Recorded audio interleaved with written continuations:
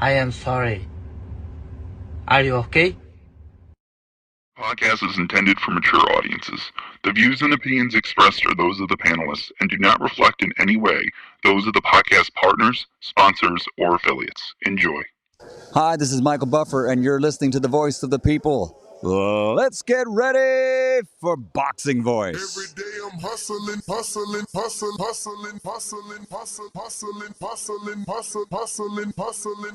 Every day I'm hustling. Every day I'm hustling. Every day I'm hustling. Every day I'm hustling.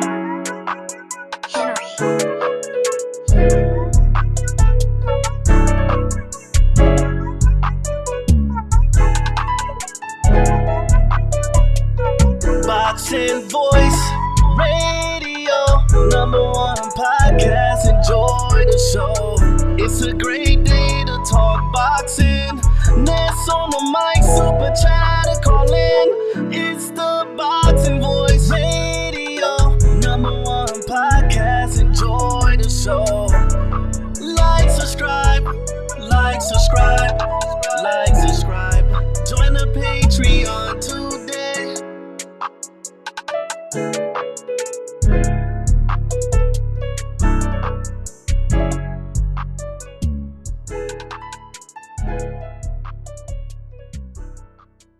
It's the Boxing Voice Radio, #1 podcast. Enjoy the show. Like, subscribe. Join the page.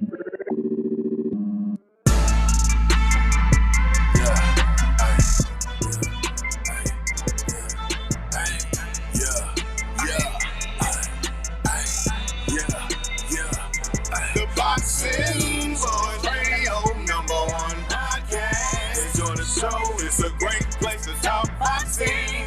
Ness on the mic, super chat, call in. The Boxing Voice Radio, #1 podcast. Enjoy the show. It's a great place to talk boxing. Like, subscribe. You already know where to go and get that uncut raw. Your knowledge and opinion, get it off under 3 minutes. It don't matter where you from, we all the same, my dog. If you hear that, stand on business, can you defend your position? The Boxing Voice, the people's choice. Yo, put my anthem on. That A-style, lethal stainless on the microphone. Coming through a stereo, making sure you hear me. Get my point across, articulate my mind so clearly. Get on record, another addition to the history. Call her under you, my destiny. Can you hear me? Call her under you, my destiny. Can you hear me? We in it, then we here. The Boxing Voice, we here. TBV. We here. TBV. The Boxing Voice Radio, #1 podcast. Enjoy the show. It's a great place to talk boxing. Ness on the mic, super chat, call in. The Boxing Voice Radio, #1 podcast. Enjoy the show. It's a great place to talk boxing. Like, subscribe. It's the Haney voice, Wilder voice. No, my dude, it's the Boxing Voice. Voice of the people, I done made my choice. 7 days a week, Twitter, X, Discord, iTunes, YouTube, Blog Talk, Radio. Name any other podcast you know. They got an AM and they got a PM show. Betting odds and weekend shows. You can call and let it go. Soy campeón de la gente. Patreon, pendejo. Amateur, Olympic pro. Treadmill, road work, elliptical. Only one place we can go. Dante's Boxing Ego. No, it's only one destination for interviews, conversation, and boxing news entertainment. The Boxing Voice, why you waiting? It's only one destination for interviews, conversation, and boxing news entertainment. The Boxing Voice, why you waiting? Boxing Voice Radio, #1 podcast. Enjoy the show. It's a great place to talk boxing. Ness on the mic, super chat, call in. The Boxing Voice Radio, #1 podcast. Enjoy the show. It's a great place to talk boxing. Like, subscribe.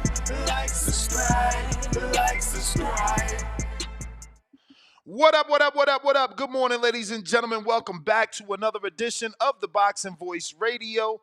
It is Wednesday morning, 6 o'clock here on the West Coast, 9 a.m. on the East, and we're here to talk the big news. Shout out to Turki Al-Sheikh. He's becoming a must-talk-about figure in boxing. Every single day, new news to discuss. Today's no different. We're going to be talking about the fact that it looks like Teofimo Lopez will headline a special Ring Magazine event in Alcatraz. And this is being reported by The Ring. Sources allegedly told The Ring. And it's looking good for Teofimo Lopez, who originally wanted to fight Isaac Pitbull Cruz in LA. He also wanted to fight Brian Norman in LA. So he's getting what he wants in terms of where he fights and who he fights. Now, the rumor is still Richardson Hitchens. We'll see as that develops. Also, as a secondary part of the show, we are going to be discussing this weekend's fights. A lot of fights this weekend, so we had to break it up into separate days. Today, we'll be discussing the Jack Catterall and Arnold Barboza eliminator that'll be live on DAZN. And we'll be doing previews and predictions for that card.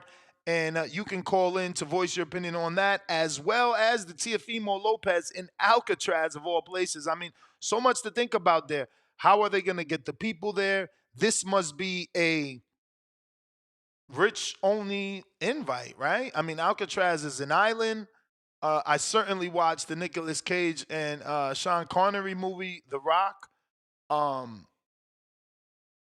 It's going to take a lot of money for sure, right? It's not set up for a fight. You have to ship everything to the island. What about the television truck? Will they have it on a floating barge? I don't know.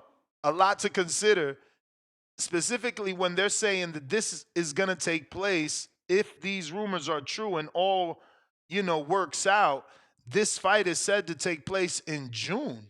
So they're already working on June and July dates, I believe, which is a good thing. It shows that this isn't just something Turki Al-Sheikh is saying. It's something that he's saying after having already tried to get it done, right? Spoken to someone. But let's give you the official details. I don't know why that always does that, but okay. A source has advised, which is crazy, right? The Ring reporting on something Turki Al-Sheikh said on ESPN with Michael Coppinger, and now The Ring is claiming a source told them. That's what I'm not liking, especially after Turki said he lied to us, right? So it's like, how do I know what you are telling the truth about? I would like him to come out and fix that situation because, I was the first to say, he's restored the faith back in the Bible of boxing, meaning because Turki was so solid, what The Ring prints, we can believe. Now you got me second guessing shit because it's like, oh, is this another Turki lie? Is he lying to me here about this Alcatraz? Is he, quote unquote, feeding the media lies for 48 hours? So is Teofimo really going to fight in Alcatraz, or is this some sort of curveball? It makes no sense to me. But again, I am always optimistic, will continue to be optimistic. So I'm going to choose to continue to believe The Ring and everything Turki says. I'm going to give him a pass. He lied. He said he lied. I'm going to believe he won't lie moving forward. I know that's naive, but I'd rather do that than, be racking my brain day by day wondering what is real and what is not. Hopefully he understands that the games that he played only allow us to lose faith in him and the Ring magazine. Lying is never cool, So telling us that you lied for 48 hours, again, is this news real? Because now they're saying a source. If you go to the website, it says staff. So no one's claiming the article. But, hey, we'll take it as law and read it to you. A source has advised The Ring that a deal is close for Ring WBO junior welterweight champion Teofimo Lopez to headline a special Ring Magazine event in Alcatraz. Dates in June and July are being explored. Lopez's return would be the first of a 3-fight collaboration with Top Rank. So let's stop there. For those that listen to every show, remember yesterday people asked Ness what happened with Top Rank, and I said they probably satisfied Top Rank so that everybody can play fair. And from that sentence, you can see it's still a collaboration, which means Teo's lawsuit is either still ongoing or he dropped it like Devin and took the money. And Teo's, what he was disgruntled about, I'm sure he was satisfied. He was making 2.6. I'm sure he's making more than that now because he didn't take the 2.6, right? So obviously Turkey is giving them more. So everyone is happy, and this is a 3-fight collaboration with the Ring Magazine and Top Rank Boxing, with the first bout under the Ring Magazine banner and his next 2 in ring appearances being part of Riyadh season events. So looking like this first one, they're trying to make a splash with Teo and put him in Alcatraz. Something we've just never seen. So I'm all for it. I'm optimistic. I'm rooting for them to successfully get it off. Amazing. I may apply for the credential. I may, because I've never been to Alcatraz, right? So it's like, The Rock is certainly one of my favorite movies. Maybe I just go ahead and go there so that I can be part of history, right? There's never been a boxing event in Alcatraz. Maybe I go, maybe I don't. I don't know. We'll see. If it's real, it's going to be very interesting. And I'm interested to hear what you guys got to say about this. Does it really happen?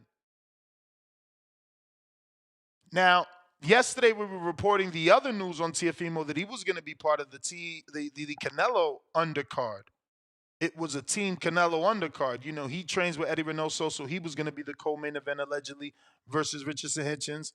And then you had Jaime Munguia, who is confirmed to be on the Canelo undercard, and he was going to be taking on Bruno Saras in a rematch. And then you had Marco Verde, the Olympian that Eddie and Canelo signed. So Teo rumored to be on 2 amazing cards, whether he headlines his own card in Alcatraz or he's on the co-main of Canelo. Either way, it is an amazing fight. Now, I do got to say, we did leave the chat open to all, but if I don't get a decent amount of thumbs up, we will be closing that, and if we get too many trolls, we will be closing that. It's just that simple, man. We're here to talk boxing. We don't want to hear your mama jokes. We don't want to hear about your Teslas. We just want to talk boxing, man. So let's get into the live event, which is taking place Saturday, February 15th. Jack Catterall, Arnold Barboza is your main event. That will be for a WBO interim title, interim to Teofimo Lopez, who we were just speaking about, so everything makes sense. Catterall, definitely on a win streak here, picking up quite a few wins since his loss to Josh Taylor. He's been able to rack up 4 straight wins, with the best of those names being Regis Prograis and Josh Taylor, Jorge Linares, which is funny. I'm sure the UK dudes think Catterall is good because he beat Linares and good because he beat a 2-time champion Regis Prograis, where Americans shit on certain people that already beat those 2 names. It's just crazy to me. Shout out to the UK fans. But this is a WBO interim on the line. Will Teo end up fighting these guys? Probably not. Teo's 3-fight deal have bigger names, fish to fry, and it's not either of these guys. So if he beats Hitchens, it looks like he may vacate and then go up and fight Boots Ennis.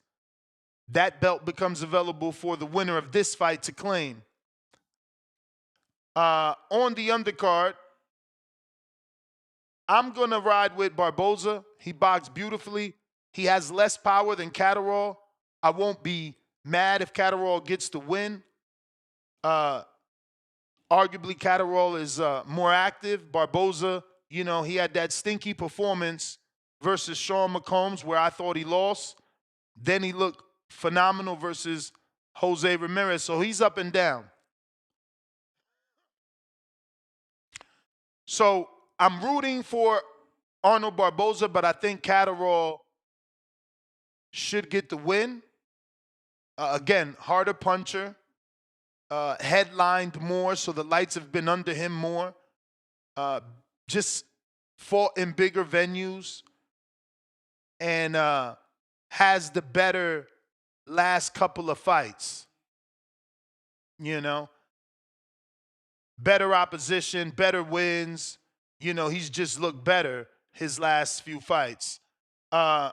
My guy, I see you asking for the Walker link. I'm getting that for you. You're not even a member. You feel me? I don't even get a kickback. I'm giving you the actual link. This is what I'm saying. People be wanting and wanting and wanting. You see what I'm saying? But here you go, my friend. Niceness sending you the link. It's in the chat for anybody that wants it. I'm actually excited. Ironically, he brought up the walking pad. I thought I lost my remote in the packing, so I haven't been able to use my shit in all these days. I found it yesterday, finally. So I'm back to my walker, baby. If you're watching this on YouTube, I must tell you, sounded like a broken record, but I do need you to hit that thumbs up. I'm trying to activate that algorithm. I need them to know what you already know so they can let other people know that we out here, man. And we rocking out multiple times a day. Yeah, I'm on you, Huang.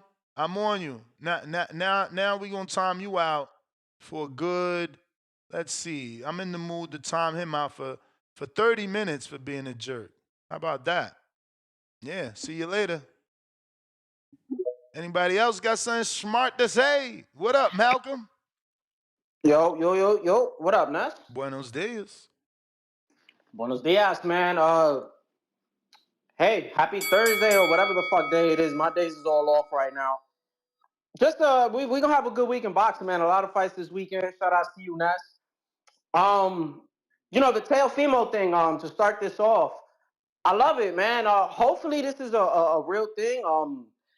With Teo, we don't really know what's going on, and this man has been in like negotiations with at least like a solid 10 fighters. I've seen a list of it, you feel me, on Twitter, and it's always something. We get our hopes up thinking he back in the ring, and then, nah, you know what I'm saying? So I would like this, though. I think the Alcatraz thing, it's something new.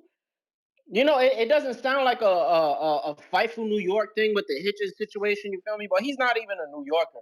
But I could see Alcatraz. I could see them trying to pull something off. I just know that ferry, they're probably going to up the price or some shit. Everybody going to have to take a little ferry trip over there.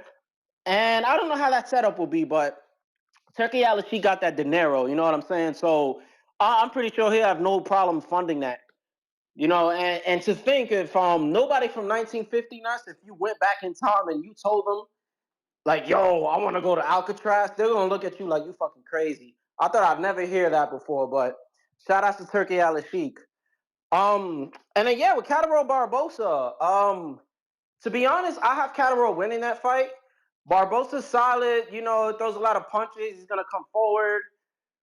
But to be real, man, I think the McCombs thing kind of showed me something. Like, he struggled against the southpaw. And, he was moving on the back foot a little bit. It wasn't anything too crazy. And Jack Catterall just has good reflexes, defensively sound. I don't know if he has more power. I would have to look. But, he got decent pop. You know what I'm saying? Where they say it's surprising. So I just see Barboza struggling against him. That's just me. If he can get the win, he can get the win, And when I was breaking this down, like me and my boy were talking about this fight earlier, he brought up a good point. How long has Barboza been in 140? His whole career, bro. His whole career. Yeah, so he was saying he feels like Barboza he started might be at struggling to make 47. weight. I doubt it. He started at 47, and he didn't even fully go all the way down to 40. Okay, so He didn't go down we'll to see, 40 man. to I don't know. I have to see the 2018. weigh-ins He ain't go down to because 2018. He's been other than that, he's been fighting above 40 slightly. Okay, so hopefully he's the weight's not an issue. But my boy brought that up, and I'm like, damn, now I gotta look at that shit. But that is 6 years though of making the weight, right?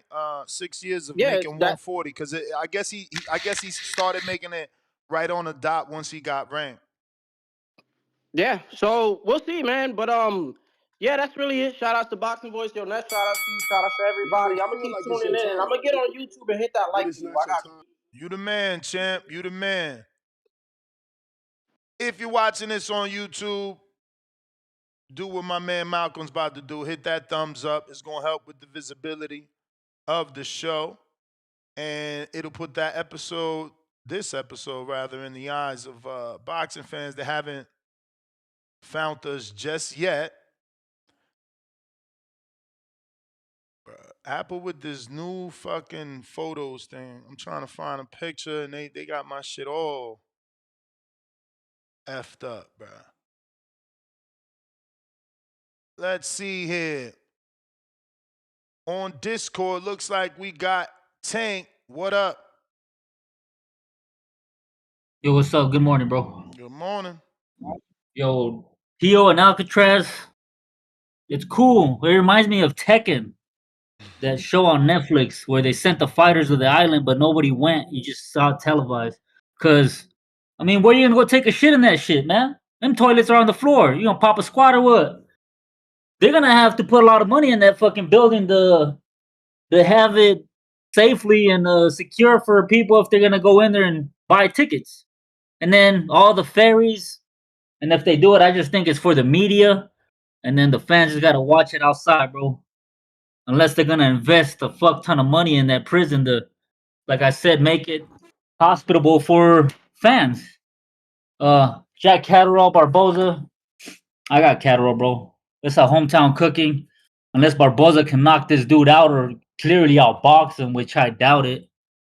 I don't think he's a better boxer than Jack Catterall. You're right on the power. I think Catterall got more power. He might put him down, bro. He might not knock him out, but put him on his ass.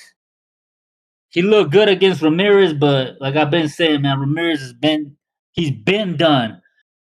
He got his ass beat by Josh Taylor. I thought he lost to Chon Cepeda. I thought he lost to Pedraza when he came back after Taylor. Like, man, he hasn't looked good in a long time. So I do give him credit, but not that much credit. It's kind of like the Fulton Figueroa thing.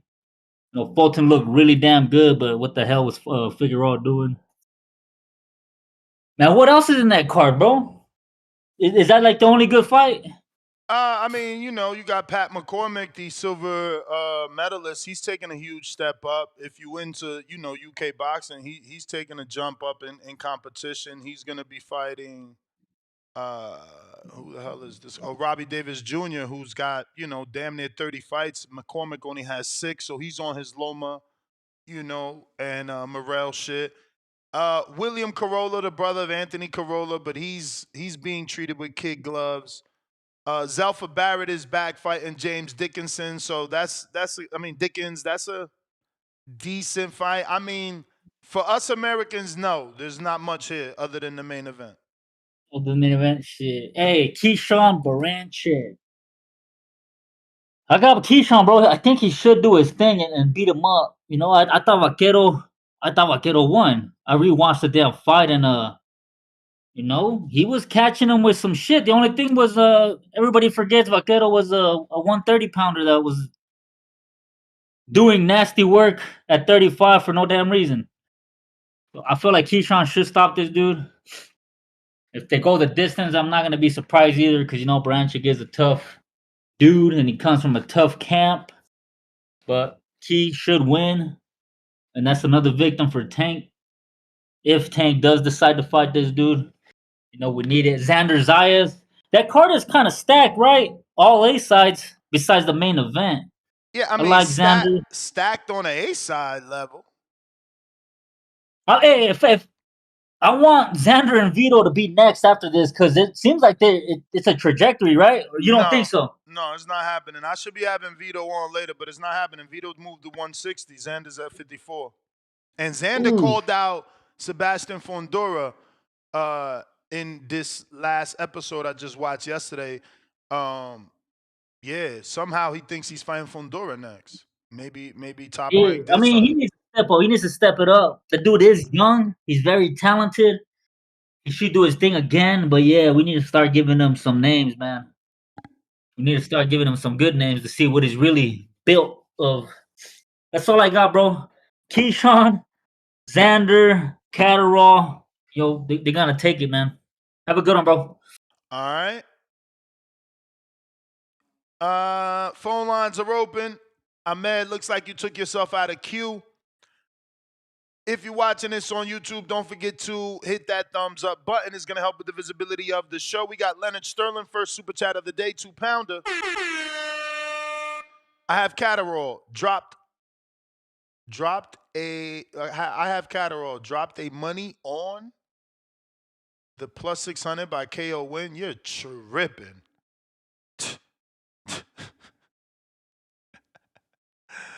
Bro, you wildin' right now, Leonard. Catterall by knockout is nasty word.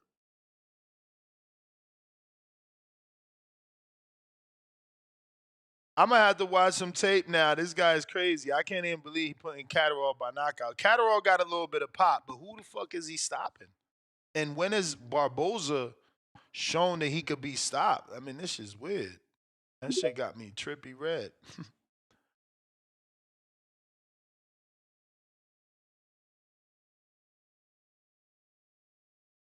Ahmed, what up?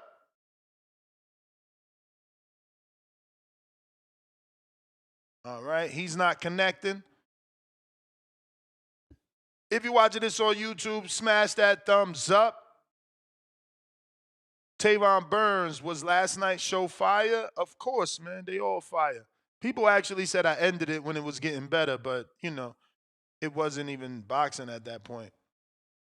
What's the odds on Barboza fight? Let me go check mybookie.com, where you guys should be betting because you can use MyBookie pretty much everywhere.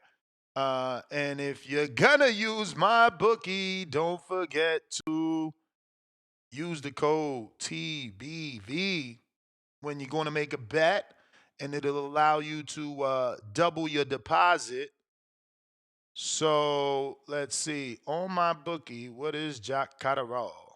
Give me a second. I got to log in and all that good stuff.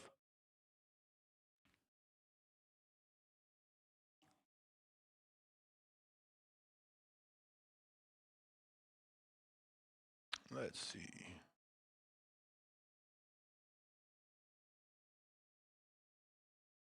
Bear with me. Solo Dolo, Scarface, no Manolo.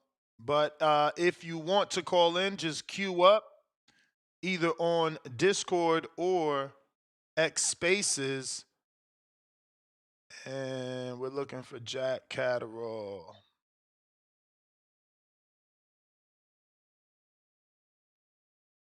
Bilotti, here we go. So Catterall is a minus 275. So I was right to pick him. He is the favorite. And Barboza is a plus 198. The over is at 370. Oh, no, that's the under. Excuse me. And that's what I'm telling you. When my man say he's betting on the knockout, like I'm trying to teach y'all, like they giving you plus 600 on knockout because it's probably not going to happen. I'm not saying it's not going to happen because this is gambling, right? But it's probably not going to happen. Just like the under is at a they have it set at a plus 370. Essentially, that's 4-1. You know, they're offering you $4 to every $1 that you're willing to bet. So, you know, not the greatest bet. It's just not the greatest bet. You know, it probably isn't going to happen. But hey, let's see what else they got. Catterall decision seems to be the more likely, pick, right? Again, for me, the minute I read his super chat, I'm saying to myself, well,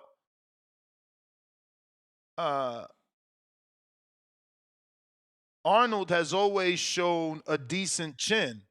I don't really remember him being cracked. Do you guys have a moment where he hypothetically looked like, Floyd in the Mosley fight? Did he get cracked like that you can tell me so that I can pull it up? Because I don't remember that. Yeah, so Catterall decision unless Barboza box beautifully and pulls off an upset, which it may be unlikely, right? This is also a fight in Catterall's backyard, right? This fight is taking place in Manchester. Ahmed, what up?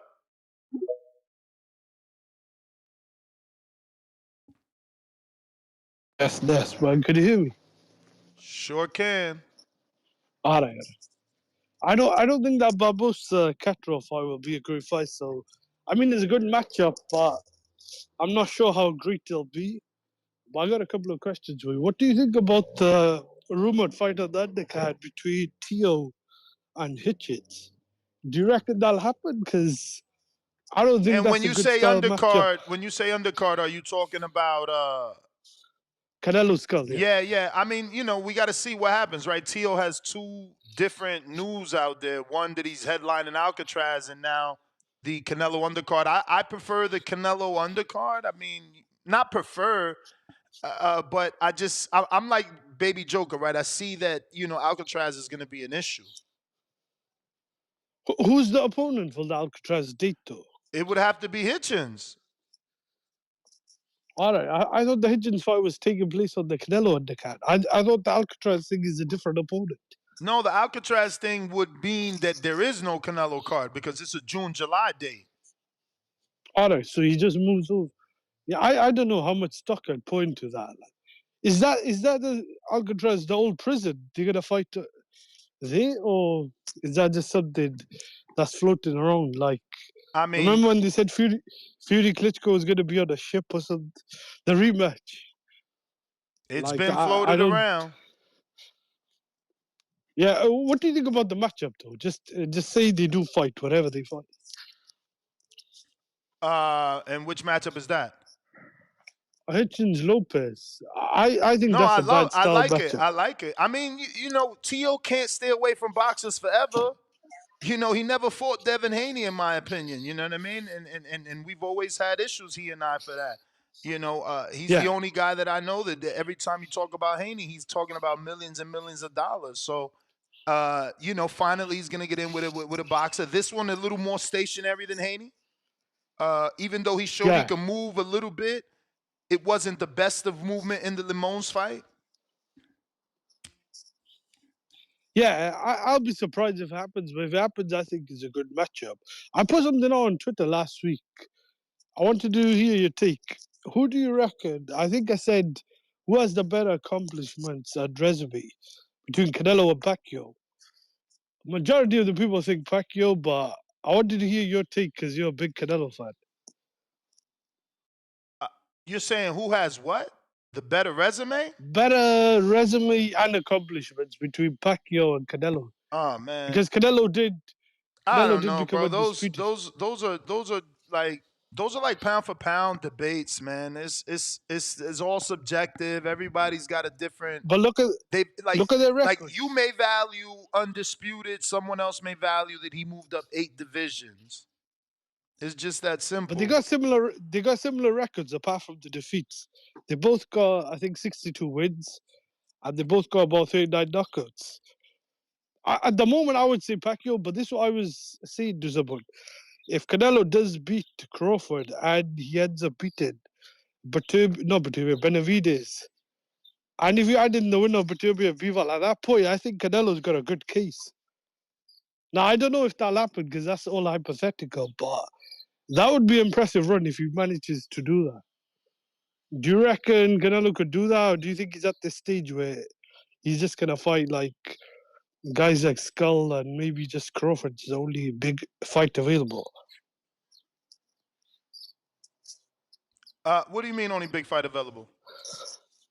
No, I heard he could fight the winner of Bivol Batubia with his Bivol, but like a lot of people have doubts. But his opponents, they look saying it's going to be between Eubank and Shiraz next year, and a lot of people are criticizing Yeah, but the that's if Skull fight. Bivol or Better Beef isn't available. They didn't say Better Beef, they did say Bivol, but that's only if Bivol isn't available. Then it'll be a Eubank Shiraz, and those are just options, man. And again, I hate to bring it back up, but the man lied to us once. How do we know he's not lying again? Because that same report, remember, the Shiraz and Eubank, that was along with the whole Jamal and Bruno, which wasn't true.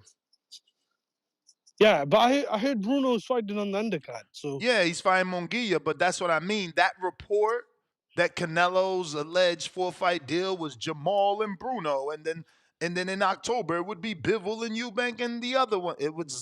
It's cat.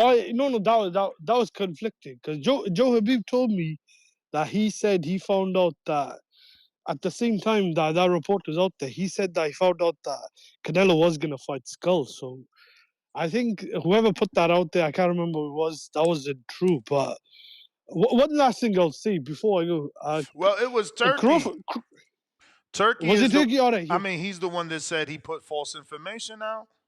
He did say that. You know, Crawford could have fought Pacquiao in 2016, did he? Is that true or not? Because I remember there was a debate about the weight, but Pacquiao ended up fighting Bradley, I think, for the third time. Crawford said it wasn't to do with the weight, but if he does get this big fight, he has that opportunity to have that fight. I know some people say Pacquiao avoided him, but I remember that Crawford or Top Rank, we're trying to make that fight, and Crawford, or his team overruled that situation. I don't know if you remember about that. I'm sorry, It was in brother. 20. I was doing a text. Say that again. No, I remember there was a situation where Pacquiao and Crawford could have fought in 2016. And Crawford ended up, I think, staying at 140. I don't know Do you that there want was any ever. blame? I don't know that there was ever a time that they could fight. I mean, I remember there was times that they wanted to fight, and there was negotiations. Allegedly, it was going to happen in Qatar, but it was always money issues, right? It was always money issues. Pacquiao needed a certain amount that Top Rank never was willing to give him. PBC was always willing to give Pacquiao his $25 million, and Top Rank never was. So that's why they eventually didn't do the Qatar fight with Crawford, and he walked across the street to PBC. It was always Top Rank, bro. They don't like paying. All right. I thought it was over the weight because I remember he fought Bradley in the third fight, which a lot of people weren't happy about because that was also on pay per view. And a lot of people thought Bradley lost the first and obviously lost the second fight. But I just thought because a lot of people were saying Crawford kind of hasn't had the opportunities, but I thought there was an opportunity to make that fight. I just can't remember what the exact reason was because I think it was conflicting. There was weight, or there was also a report later that I think Freddie Roach didn't want the fight for Pacquiao. But if Crawford gets this fight, I think he's got the chance to kind of put himself in that category of just having like a very very good win and a marquee name and like being one of the most accomplished fighters of his era. But that's all I got, man. Thanks for taking my call. You the man, champ. You the man. If you're watching this on YouTube,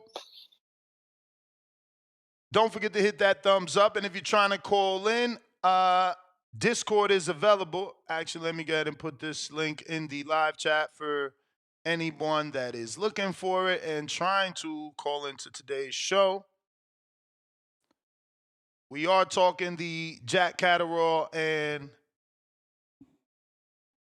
Arnold Barboza WBO interim title fight taking place this Saturday, as well as the Teofimo news that he is probably going to headline a show in Alcatraz. Many people upset about this, right? They're like, what is Turkey doing? He needs someone to advise him. He's putting Teo and Hitchens, who are from New York, in LA. He's putting Devin and Ryan, who are from, California, in New York. I don't really care. I'm going to be real. I just want these fights. Tio and Alcatraz, that does it for me, and it's ticking the boxes for Tio. Tio wanted to fight in LA with Brian Norman and with Isaac Cruz. So I'm not mad at a New Yorker trying to expand his fan base into the West Coast, and it could be the same for the West Coasters. Maybe they felt they did do well in New York and maybe overpriced the tickets too much. Or maybe the fact that, they get to fight in Times Square was enticing enough to them to not want to be the guys fighting in LA or in Alcatraz, right? So I don't know. I mean, it is there. Both parties are getting a unique experience, right? For Ryan and Devin, they get to fight in Times Square, shut down. I could only imagine it will look like the way when Floyd shut down Times Square to do the press conference with Canelo Alvarez. If they're doing it like that, I can see that happening and taking place and being a historic event. Um, and Tio, I don't have much to go off other than I've watched movies on Alcatraz, so I would love to see how they get it done. Like Joker, I don't think some of the things he brought up matter. Like ferries, that's nothing to hire some, to charter ferries. That's nothing. They probably don't even need the charter. They probably just need to contact certain ferries that are private to do the runs. Either charge us or pay the ferry to just do the runs to bring the people. And by us, I don't mean me. I'm pretty sure this is not going to be affordable for us. Like I said from the beginning, this will probably be for the rich and famous to go experience this, modern day gladiators battle out in a place that I'm sure, had a shitload of fighting on a daily, right? We got Boxing Smoke. What up?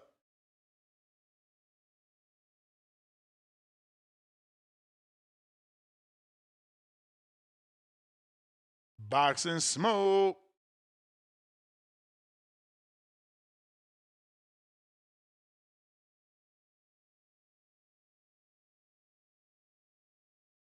Boxing Smoke.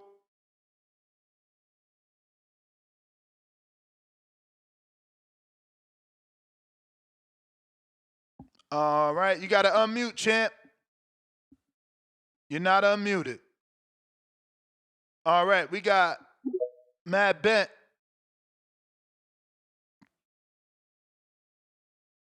All right, you're not connecting either, Mad Bent. Looks like you are going to need to jump out and jump back in.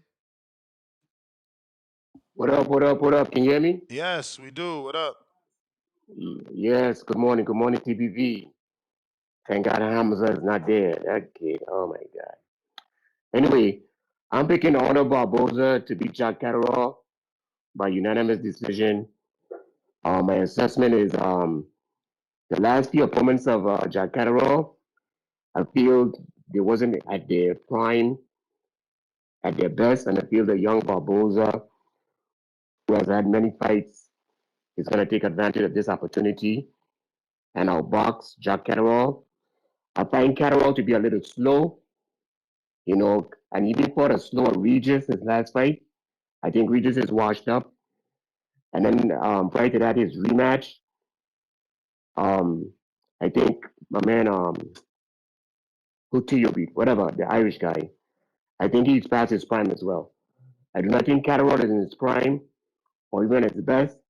I think Barboza is at his best and will outbox him very easy to a decision. I can't say unanimous because it's overseas and they have a way of cooking the books or home cooking. Um, yeah, and of course, I'm looking forward to March 1st to see my man Tank annihilate Roach. I saw a picture of Tank doing a promo looking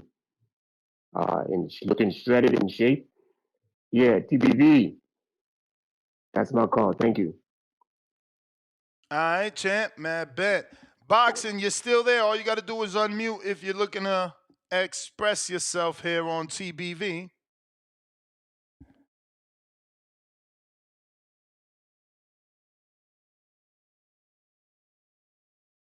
All right. He's not connecting. Let's see. We got Huang out of Houston. Yo. What's up? Yeah, man, I got Catterall on this one. I, I got to disagree with Mad Ben. I think actually that the level of competition he's fought in his last few fights is why he's gonna beat Barboza. Like, when have we seen Barboza, fight a fighter on this level? You get what I'm saying? It's like he's finally stepping up in competition, and I'm glad to see it because I believe this is gonna be a good fight. Catterall, I mean, he doesn't have a lot of power, but he boxes nicely. That first Josh Taylor Catterall fight, man, it was beautiful. I like that was one of the robberies that got me really, really pissed off at boxing. You know what I mean? Because it was like, man, that guy went out there and just did his thing. They didn't give him the decision and robbed him of being undisputed. And Regis, yeah, Regis is, he's on the way out. I'll give him that. You know what I'm saying? But he's not like all the way washed. You know what I mean? Like, man, he's just garbage. So, he's a former champ. He's a tough cookie, man. I don't want to take nothing away from Regis, and that's why I still give a lot of credit to Dev because, man, that was a beautiful performance he had against a tough opponent. So I'm excited about that fight. I got Catterall. I'm taking Catterall on that one. And I got Keyshawn Baranchik, man. That's gonna be a tough one. But man, I like the Alcatraz thing, man. I think it's cool. You know what I mean? Like we were saying, there's been a lot of fights there on the daily back in the past, right? And it'll be a spectacle, I'm pretty sure. They'll have a lot of probably Hollywood people out there. Turkey brings them out. They'll probably have a little concert. If they're going to be ferrying people over there, they're going to do it big. They ain't just going to bring you out there to watch some, you know what I mean, C-level fighters and all that. So, man, it would be cool, But I do think Tio, like you said, would be better served on the Canelo undercard because it'll just bring more eyes, you know what I'm saying? And, I missed the show last night. You said that who they announced on the undercard, supposedly? They announced Tio and Hitchens, Marco Verde versus the dreaded TBA, and Jaime versus Bruno Saras. But those are rumors. The only thing that came true so far via the ring is Jaime and Saras guaranteed to be on the undercard of Canelo. Man, that's going to be a good undercard. Just those two fights right there. Because, man, I think Jaime's going to come to bring it. I think Bruno's going to sleep like in the third or fourth round. I don't think it goes past 7, to be honest. Jaime's going to come to bring it, man. He's like, he's a warrior. Something I like about that kid, he's got that warrior spirit. I'm going to put you down. I'm going to get this one back in blood. But that's all I got, man. TBV, like and subscribe, baby. You may feel like it's your time, but it's not your time. All right. Boxing Smoke, I'm going to go ahead and remove you because it's looking like you ain't really knowing how to rock with the connection there. And for anybody that does want to connect that link, I'm putting it in the live chat here on youtube.com/The Boxing Voice. And I'm going to pin that to the top of the chat, make it easy for you to find. See, we got over 700 people watching and only 300 likes. This is what I'm saying. About to lock my chat, man. About to lock my chat. So the Alcatraz takeover. What kind of backward Monopoly Squid Game turkey drafting here? I don't know what's wrong with that idea. I don't think it's gonna cost us anything extra, and we get to have an event like no other, especially like one that we've never seen here on in boxing. So yeah, I mean, I like it. I want to see can they pull it off and how it's gonna actually look.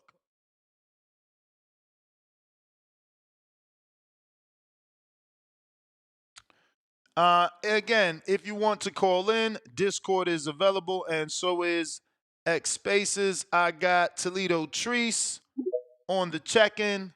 What is up? Yow. Yo, What up, though? What up, though? what up? Hey, man. Say, man. I'm looking at this Teofimo and Alcatraz shit. I ain't gonna hold you up. I'm thinking in my head, I'm like, damn, hey, Turk. Turkey bag. If you want to have a fight at a motherfucking prison and whatnot, I think you need to come fuck with the Midwest Mafia gang and put a fight at the old Ohio State Reformatory. You feel me? That's where they shot at Shawshank Redemption. You feel me? You need to go ahead and go there. Put a fight there, man. I would love to think that Ohio is a fight state. You feel me? We doing our thing in the amateurs and whatnot. We go crazy with this boxing shit. I know you're gonna have a crazy turnout. Ness, you telling me? I ain't gonna hold you. I know.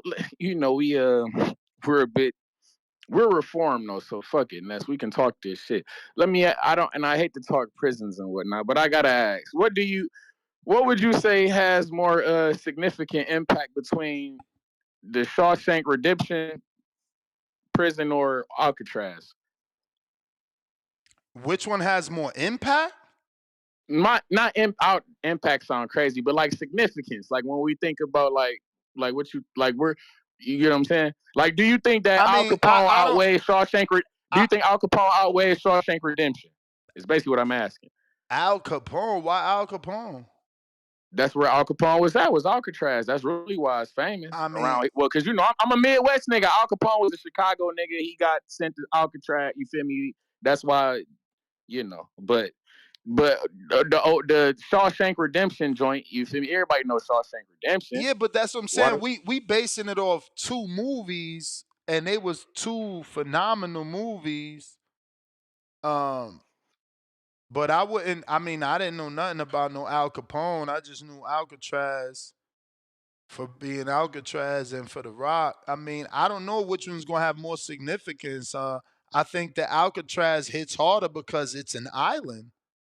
You know, there's so Mm. much difficulty to get to it, and it's been And shut that's down, and it's just like you bringing life to a old jail island. Like, yeah, I mean that movie was fire. in It's my head. crazy. In my head, but just see, that's the thing. Though, in my head, I'm thinking, well, shit, is Shawshank Redemption. Everybody knows Shawshank Redemption. Like, damn.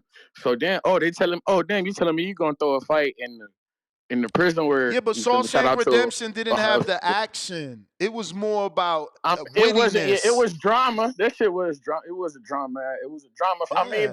but it's Americana. You feel me? It's classic. You feel me? That's everybody knows Shawshank Redemption. That's Morgan Freeman. That's Morgan Freeman. You feel me? I won't say breakout, but that's his. You feel me? That's one of his standout roles. You get me? That's Americana. Yeah, I I mean, don't know. uh, they say Alcatraz because there's only one person to ever escape. Mm, okay. Well, shit. That's what they're I saying don't in the know. chat. Okay. I don't know the escaped statistics. You feel me from these jails, but yeah, say less. But hey, I know my man Roy Behringer. Shout out to you, gang. You actually beat Ian Green on that Adrian Broner Hey, and they Blair said the Tosh card. Redemption movie is fake. Damn, they hating hard. They hating hard as fuck. They on nonsense. That shit is based off a true story. What they Alcatraz on? has more documentaries, people saying. Okay. Well, shit. Shout out to the Ohio State Reformatory. You feel me? Shout out to them. It's a historical landmark around here in these parts. If my man wanted to fuck with the Midwest Mafia, and you come around here, that's the place that you go. You did. If you want to use you feel me, that type of setting. But yeah, man. my man Roy Behringer, you feel me, who actually beat Ian Green on that Adrian Broner and Blair Cobbs card, he had fought over here in West Virginia. They got a penitentiary that they using over there for fights and shit. In Moundsville, West Virginia and shit. It's like the same type of theme as that Shawshank shit, where they it's like a historical landmark over there in West Virginia and whatnot. But but fucking, I'm feeling over. I got time today. I just want to say, shout out to my fighter You may Quan. feel like it's your time, but it's not your time. Quan, it's always your time, gang. It's always your time, Quan. We just got your fees paid and whatnot. I just want to go ahead and put that out. This is a public receipt, and that's no need to, what do you say? Screenshot me your receipt. Fuck that. Quan, you paid for.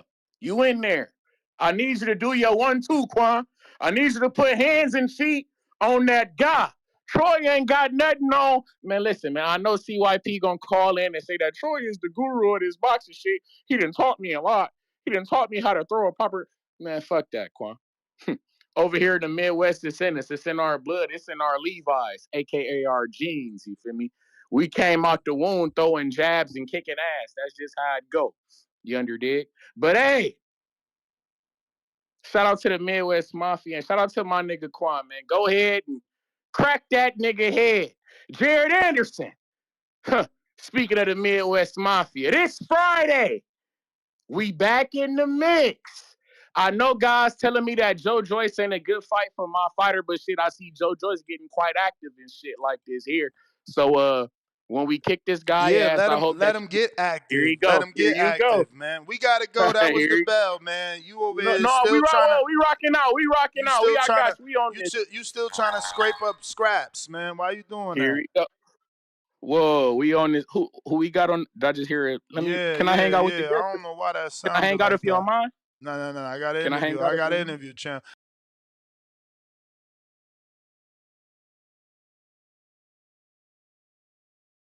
It works.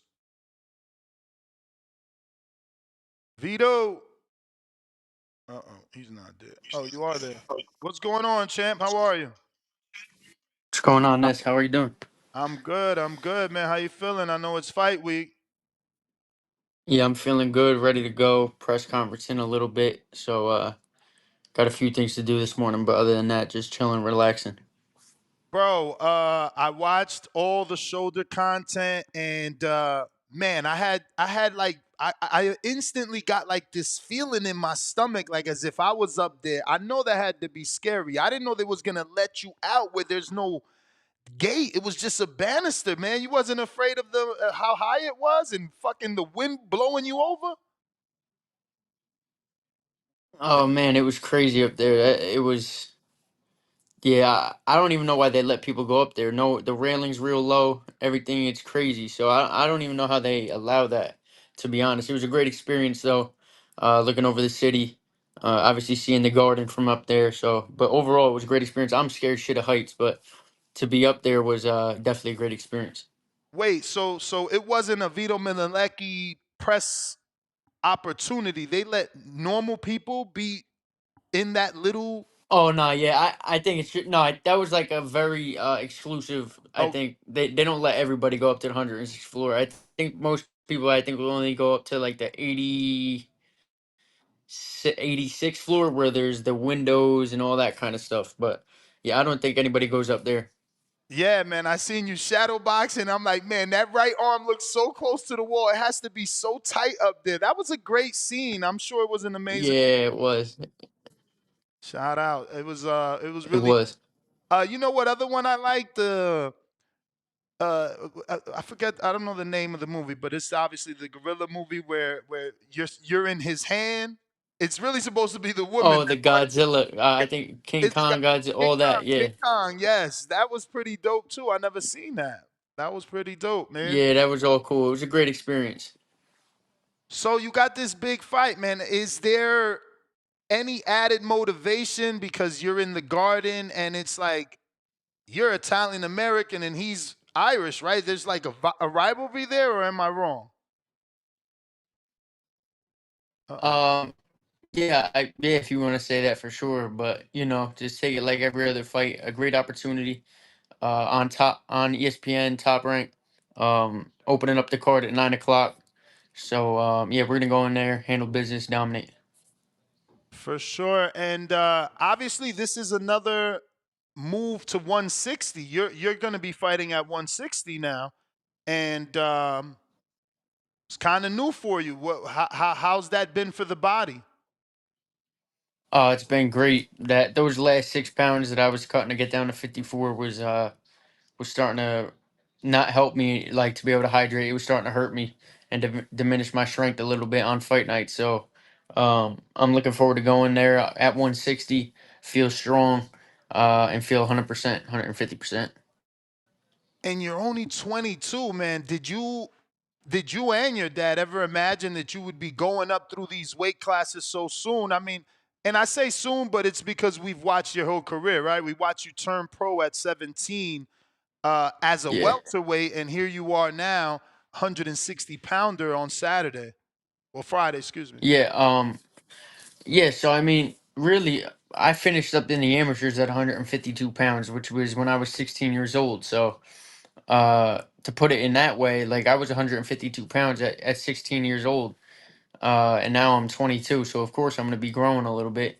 So we figured that I would maybe not at this fast get to 160, but we figured I would be up in these weight classes.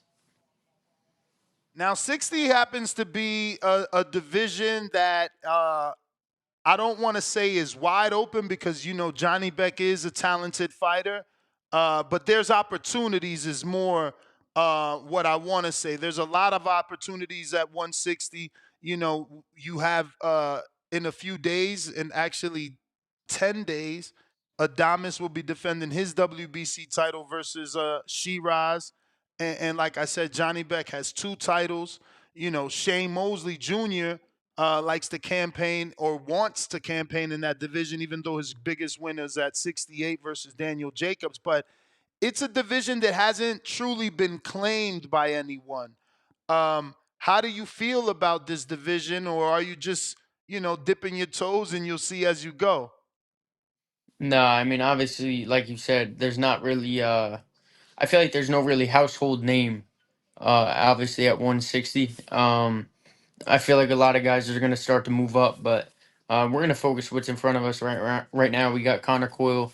He's ranked number 3 in the BA at 160. So this should rank me across the board in a lot of sanctioning bodies.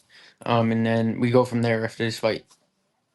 Now, I was watching an interview with a heavyweight you're probably not familiar with from the UK. His name was Delicious Ori, so it sticks out. And he said he chose to sign with Frank Warren because he wanted to develop and didn't want to be rushed just because he was an Olympian. And that's kind of what I want to ask you. Being that you're only 22, are you in any rush, or are you, taking it one fight at a time? Especially since you haven't really been able to acclimate to any one division, you keep growing. You remind me of Mario Barrios. He started at 22 Hmm. and just kept going through divisions. So Yeah. yeah, that's my question. So yeah, I mean, obviously, like I said, I'm gonna focus on what's in front of me. Uh, Take it fight by fight. Can't look too far ahead. Just gotta focus on what's in front of me. Obviously, you have aspirations and goals for the future, but for the most part, just worrying about Connor Coyle on Friday night. All right, got a few questions here from the people. We got one way Renzo that says from Roswell, Georgia. No question, just wanted to acknowledge Brandon Lee checking out your chain in an interview you two wear on years ago. Keep doing your thing. No clue what he means. Next one is from Pristine Sports in Virginia. He says, if you could make one fight this year for yourself, who would you face? One fight this year. I don't really have any particular name. Just anyone in the top 10, top 15. There is a rumor that dropped yesterday of Yo-Yo Hernandez. His name is Yonelis Hernandez. He just fought February 1st and they're saying he's gonna possibly fight Laura at 160. Are you familiar with both Islandri Laura and Yo-Yo or no? Yeah, Yo-Yo was in the gym with us in Texas with Ronnie. He was sparring with Morel down there. So, yeah, I'm familiar with him. He's ranked, I think, high in the WBA too at 160. Yeah. He's a great talent as well. So did you share the ring with him or just got to see him work? Oh, nah, we never sparred. He was there for Morel. All the Cuban. He was with the Cuban team. Yeah, no, I heard he was brought down there. He also spars a lot with Canelo. I hear Canelo's in love with him and brings him into camp every time. You, we I'm sure he seems like good work. Yeah. We got some more here from the people. Next one is from James Valdez in San Antonio, Texas. He says, "How do you see this upcoming fight with Better Beeve and Bivol playing out next weekend?" Um, to be honest, I thought Bivol won the first fight. In my opinion, but it was close, obviously. But I think fight. He shouldn't play a factor. Would better be if he didn't really have much time out of the ring. I feel like that's where age starts to catch up to you. But being know that he just fought Bivol, I think he'll still be at that high speed, even though he's up there in age. We got Octo that says, "Yo, champ, what's your favorite music artist and what's your favorite movie?" Favorite music artist is probably Rod Wave, and then favorite movie. Hmm. My favorite show is probably Outer Banks or Stranger Things. My favorite movie, I like A Bronx Tale. I like that movie. That's a good movie. Nice. So I watched. I don't know. I watched a bunch of stuff, so I don't know what episode was what, or if it was all one episode. But you bought a house in Houston. Yeah, How was that transition? yeah. I bought my first house in Houston. Yeah, it was great. Obviously a great experience just to get my first property. Um, to be able to be able to do that at my age, it's truly a blessing. And to be able to go down there anytime I want, be able to come home at any time I want, not having to find Airbnbs and blow a whole lot of money doing that, and more just investing in myself and in my future. That's it's important. So, but it's a great investment for me, both inside and outside the ring. Did you buy it with a camp house mindset, potential rental opportunity, Airbnb opportunity when you're not there? How'd you go into that location? Yeah. So it's 10 minutes from the gym. I didn't really look at it as an Airbnb mindset. It's not really in the heart of Houston. It's on the outskirts of Houston. So but shit, I was paying a shit ton of money to stay 10 minutes from the gym. So I'm sure to Airbnb it wouldn't be a bad idea either. Nice. So 10 minutes from the gym, that's nice. Via car or are you talking a jog? Uh car, jog, it's all close. Oh, nice. No, I've been obviously, I've been to Raleigh. Yeah. It's decent around there. I figured that's a Sorry. Yeah. location.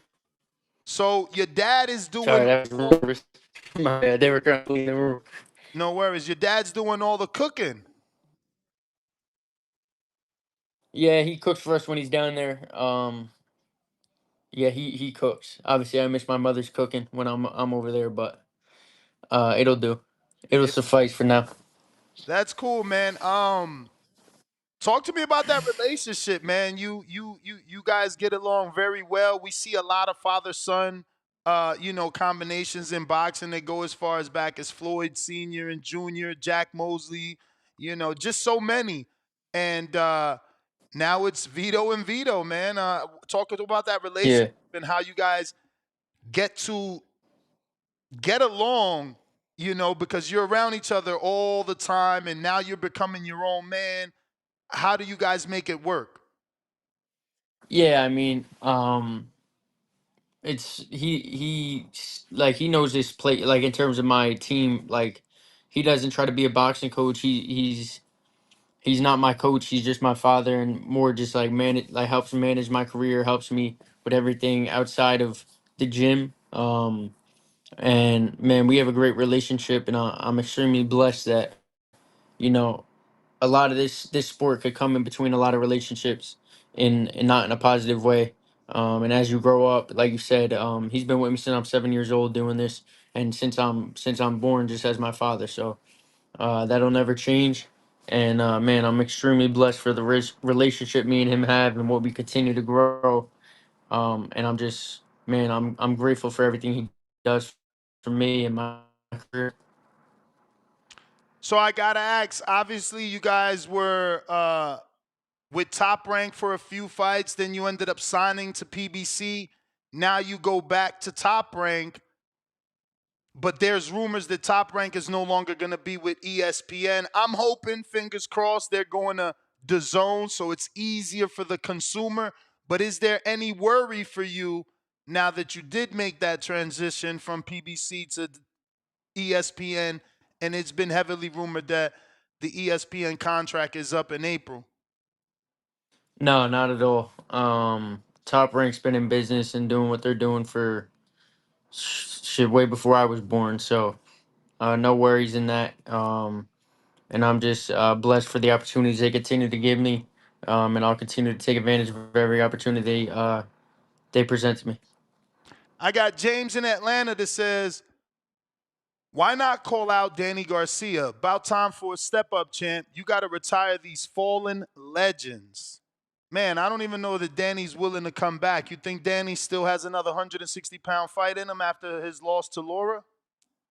Um, I'm not sure. I don't really know. I watched that fight, but he's at that point. I mean, he's been at the top of the game for so long that it's really up to him if he wants to continue to fight. And he's got enough investments, enough I'm sure enough uh money to do whatever he wants at this point in terms of staying in the fight game or getting out.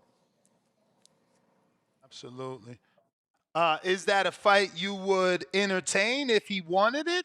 If he offered it to you, rather?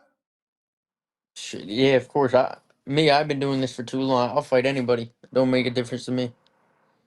I got Dom B in OKC. What's your prediction for the Canelo Crawford fight? Canelo Crawford, a great fight. Man, it's just hard to have somebody who's coming up two weight classes, who's not a naturally big guy, to fight a guy who's been at the top of that weight class and been continuing to grow throughout his career. Now he's been successful in so many weight classes and is really I mean, he probably comes down from 210 pounds. So man, it's tough. Two great fighters, great fights for the fans. Um, man, we'll see. I'm not gonna pick one, but I don't know. I like Canelo. I'll lean more towards Canelo, but can't count Crawford out either. Treese in Ohio says, do you think Shakur will score the knockout over Schofield? Um, no, I don't think so. Schofield's a good athlete. Could use his legs. We'll see. Shakur's obviously just at a different level than a lot of these guys, but we'll see. We'll be. I mean, that's a great fight for Floyd. Great experience stepping up to that magnitude of competition. And obviously just Shakur doing what Shakur does, just fighting, and he's great. So he's great at what he does, and I don't expect anything different on fight night. Do you feel like you are missing out on that potential rivalry with Xander Zayas now that you had to move up? I mean, many people assume because he was at 54 being groomed by Top Rank and they signed you guys that was a, for sure collision course. Did you see it that way? And like I said, do you feel like you missed out on that? No, I don't feel like I missed out on it, but if it could still happen, that's not counted out either. That's still a high possibility of that happening. I don't see Xander staying at 54 for the rest of his career either. So Yeah, that's not counted out at all. Bad. Well, Vito, those look to be all the questions. I want to thank you, obviously, for coming on. Actually, what's your thoughts on Troy Isley now that you did move up to 60? Hmm. Is he too? Is he too far ahead of you, or do you see that as a fight that can happen since you're both on top rank? Yeah, I've known Troy my whole life too.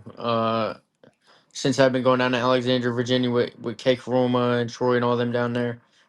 So we'll see. I know he's looking for a world title. I think Yeah. soon, maybe this year. I saw on his social media. So we'll see what kind of trajectory they have him going, and if that so happens to meet up with mine, then so be it. But nothing but respect for Troy and his father and his family as well.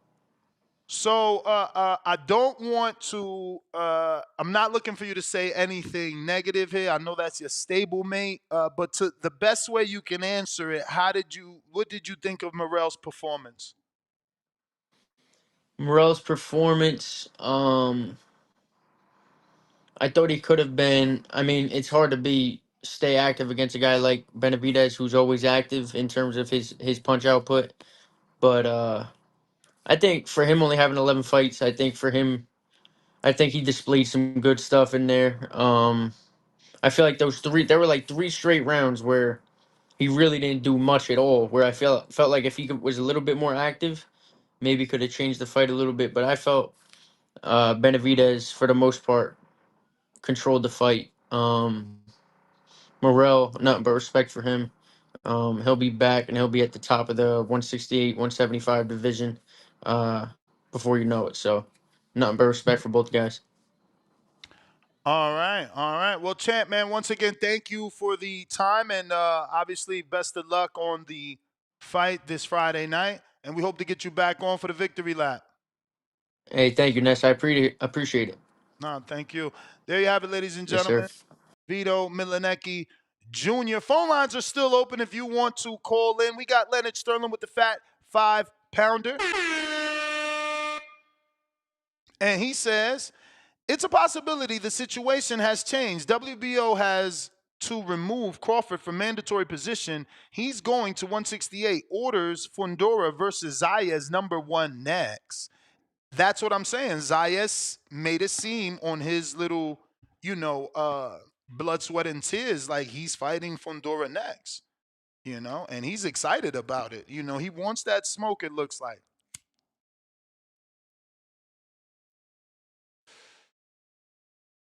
We got Mad Bent, $2. Daily Dose of Tanquil, AB crucifies JC. Boxing Messiah returns March 1st. We got Ike with the 5-pounder. Ness, isn't Ryan back with Eddie? How's Eddie gonna be with Ryan in New York, then Canelo and Jaime in Saudi? He's probably gonna get on the same plane as his good friend Turki Al-Sheikh. Remember, Al-Sheikh already said he's getting on a plane from Friday to Saturday. He's gonna be at the Devin fight, jump on his private, and then go to the Canelo fight Sunday. So Eddie don't necessarily got to be there. Canelo needs to relax until fight night. Eddie could be flying there for fight night. Pistol Parkway Mozzie, $5. A boxing event in Alcatraz feels like Def Jam Vendetta. Fire emoji. It's probably perfect for the amount of people Teofimo draws anyway. It'll look packed. That's nasty work hating on Teo like that, man. The Pullout Bandit, member for 13 months on that prospect level. Prison break, prison in Illinois, Shawshank. Okay. DC3, $2. Toledo, quote unquote, can I hang out with you if you don't mind? Trees. DC3 is an asshole. Two rolling on the floor emojis. Leonard Sterling, 5-pounder again. Zorija rocked Barboza a few times in the 10th. My bet more about the price. It is a gamble. Agree with you. The main card is a good matchup. UK card. Yeah, the main card. That's about it. That's about it. You know what I mean? I probably watch McCormick like if I'm absolutely free, It's not going to be live because there's no way I could watch McCormick live with Ya and then keep all those fights on till Barboza. It's no way.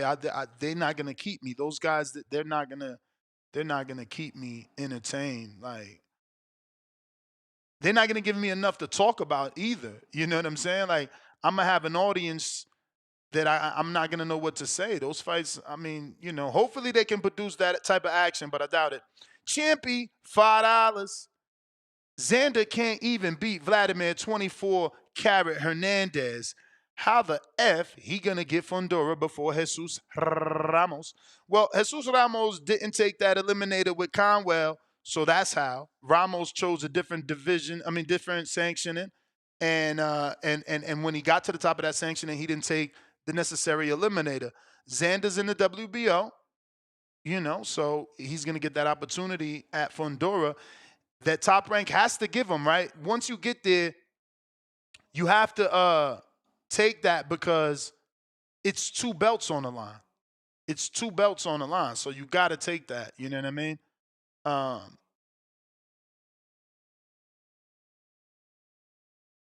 If you're watching this on YouTube, don't forget to hit that thumbs up button. James Benitez, what it do? Where all my boxing coaches at, man? Where all my dads that train their kids? I got so many kids that need fights, man. They trying to fight on Bordeaux. They sending me messages. I feel like reading some of these messages. Like, yo, I just want to really fight on your card. Man, I can't even get these kids matched up. Where everybody at? Damn it. Yo, read the messages. What's up, Ness, man? Good morning. Good morning. How you doing, fam? Street. Yeah, man. Yo, shout out to Vito, man. That was a good interview and everything. But, me personally, I'm just ready for Vito to step up just a little bit more. But we'll see what 2025 has to come because we're still in the first quarter of the year. So, that is what it is. Ness, man. Teofimo, man. So Teofimo's going to be on 2 big cards already projected, right? So he's going to be on the Canelo card. That's in May. And then No, he's going it's to be either headlining or. Alcatraz. It's either or. I highly Oh, doubt. it's either or. Yeah, I highly doubt he's Okay. fighting May 3rd and then gonna turn around for July. That's like 2 months away. I mean, I'm not saying it can't be done. It's just unlikely. I mean, shit. When's the expected date for him to fight Boots? Was that timeline in July or was that timeline in October or whatnot? Because I'm like, that's a big enough fight right there for them to headline with Teofimo Lopez and Boots Ennis and Alcatraz. That's a good look. And I mean, what would it be? So if it was even at the end of July or whatever, you can still get Teo 8 weeks or something like that, 8 or 9 weeks between both fights. I mean, that could definitely make Teo fighter of the year and actually have Turkey Al Sheet look like he's building a star that can actually compete with Tank Davis. I mean, in his eyes. But that's just my thought process right there, thinking about that. Because I mean, I would never go to a fight at Alcatraz. Hell, I don't even know how people would get there. It'll just only be like helicopter or boat. But you doing some shit like that, man, that shit is definitely a movie, man. So shout out to Teo for actually getting opportunities in 2025. With the Barboza Catterall fight, I, I have a feeling that shit gonna be a boring ass fight in this. But I'm gonna go with Catterall. Just with his recent body of work, I'm still haven't been really impressed with Barboza. But we shall see, man. We should see what's to come with that fight. As always, Ness, man. Shout out to you and shout out to the community, man. I'll catch you later. All right, champ. Trees. Counter.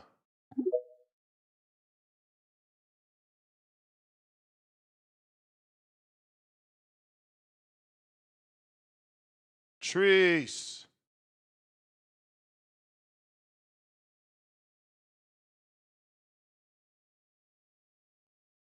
No trees. We got Alex Vega in the building. Good morning. Can you hear me? Loud and clear. Damn, chopping Excellent, my excellent. head off. Yes. Good. I'm sorry. No. I'm watching the playback and I cut my whole entire head off from the screen. But yeah, good morning. Good afternoon to some. Yeah, man, it was funny, right? Hours ago, we were saying, yo, Teofimo Hitchens on the Canelo Riyadh season card, like that's great. And now with this news, I'm still being positive towards it. A lot of people are against it, and I'm not exactly sure why. Because to me, I think it's a great idea, man.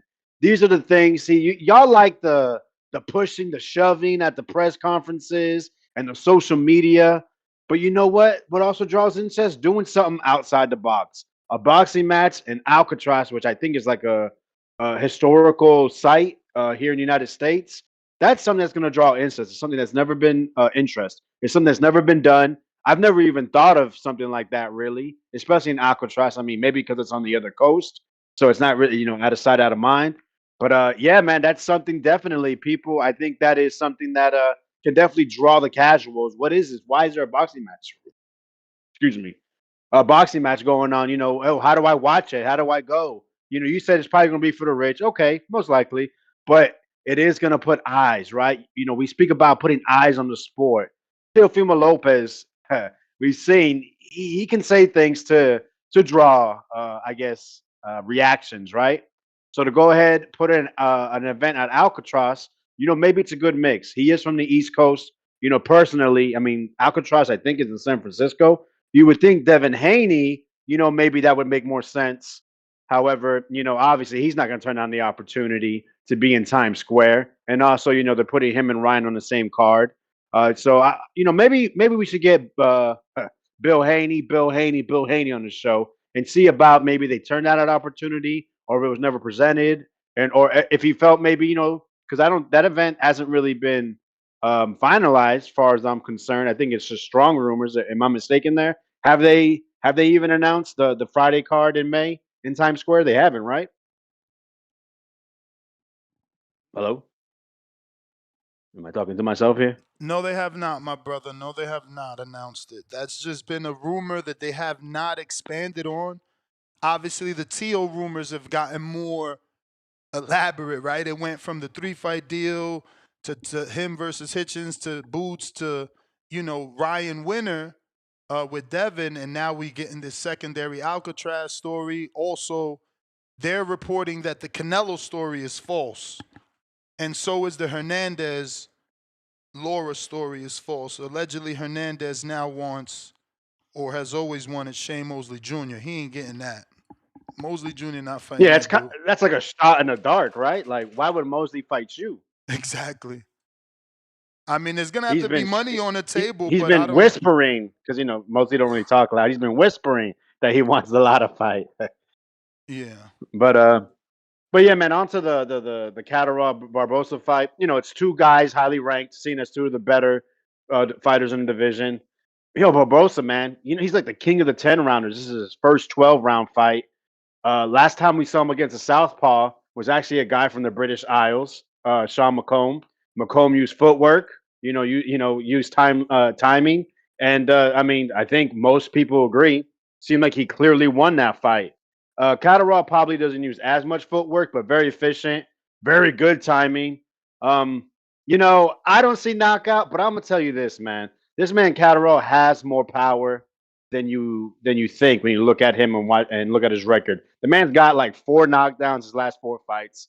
I mean, if you watch it, you see when he lands that left, when he really sits on it, yo, dudes feel the shots. And I don't know, someone mentioned it. I put it in the pre-po, but yeah, the only time I ever seen Barbosa really affected by a shot was against Zorrilla in the 10th round, like 45, 50 seconds in. Man, he blasted him with a right, and he does it. I wouldn't say he stumbled, but he definitely had to make sure he gathered his feet and kind of got pummeled the rest of that fight. But that's a I'm sorry, orthodox righty. Catterall southpaw. His big left hand is his big punch is the left hand. You don't really see him use the right hook too much, especially with power. But yeah, it's a good fight. I'm gonna go with Catterall, and yeah, hopefully it's a good fight. The card's actually pretty decent. That McCormick versus Robbie Davies, man. Davies is a tough guy. He may be a little bit worn at this moment in his career, but he comes to fight.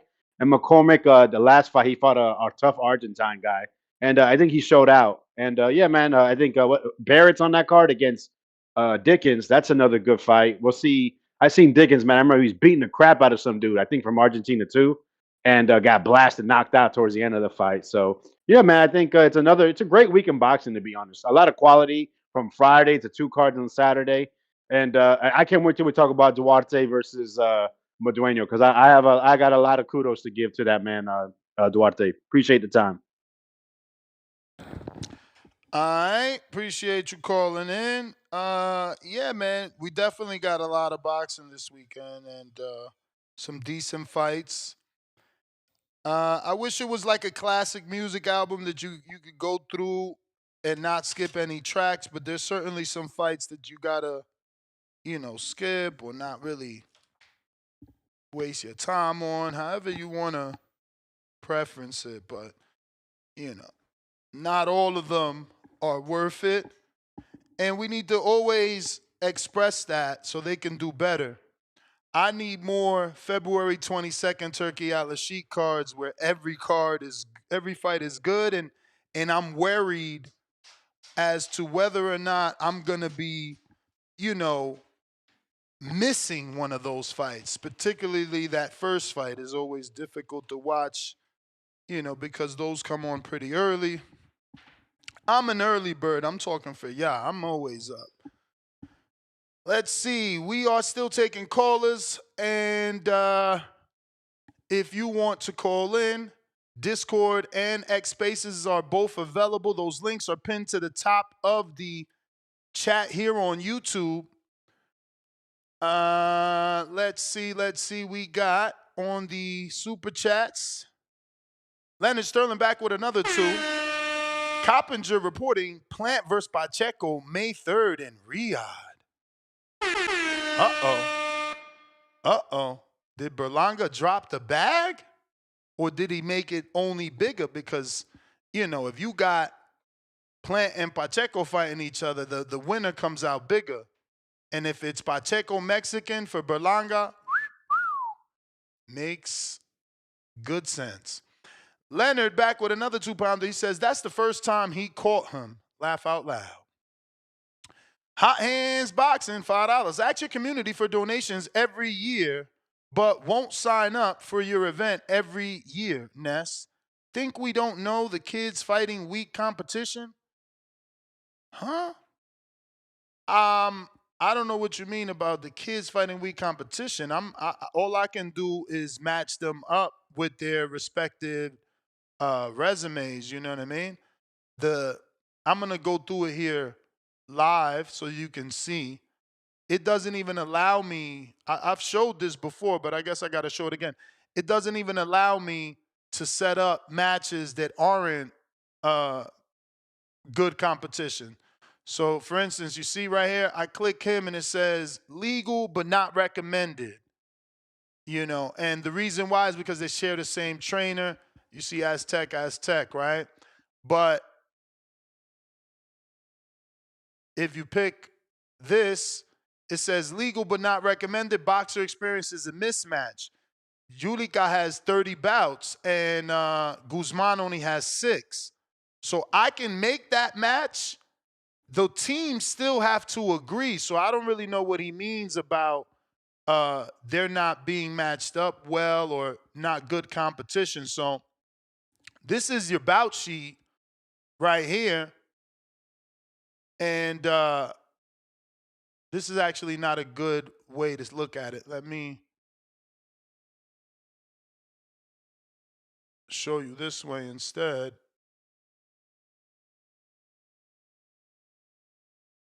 Because it shows the bouts here, right? The pounds and the bouts. So Keem has 3 bouts.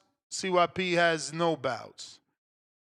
These two gentlemen, both Anthony Forbes and Big Bay Quinn, each have 1 bout. So these are evenly matched fights. Lobo has 3 bouts, and he was trying to fight the more experienced Tip. Miles stepped in, but Miles doesn't have any official bouts. But remember, he has a bunch of smoker bouts that he presented footage for. Dion, no bouts. And at the time that we made the Quan from Midwest Mafia fight, he had no bouts, but he's going on a mission fighting every 2 weeks. And Tyshawn, 7 bouts. Kirkland, 10 bouts. Super Mex, 0 bouts. Who really has more bouts? He's got about 3 losses and 1 draw. and Jerome has no bouts. But they're, as you can see, in their respected weight division and body type. And they made that fight 4 years ago. I got nothing to do with that fight. All I can do is present it to the commission, USA Boxing Commission, and they have to sanction and approve it. So again, I don't know why I'm being blamed for anything. But here you got another a fighter with no bouts and fighter with 1 bout. These are all evenly matched people, you know. This guy's got 3, this guy's got 9. Pretty evenly matched. Look, another 0-0, 3-1, 15-10. And that's waiting approval. Both teams have to agree to that. Just like this one, 15-30. Actually, they agreed. You know, so my man right here, Adin, I guess, I don't know. He's from Las Vegas and he's stepping up to the plate. No fear in his heart. You feel me? Jaden, look, 1 bout, 0 bouts. These are evenly matched. So you're just a hater, fam. So I don't know why you hating on the event. But actually, I should have continued the screen share to show you the kids that do need bouts. Because I did see someone in the live chat that asked.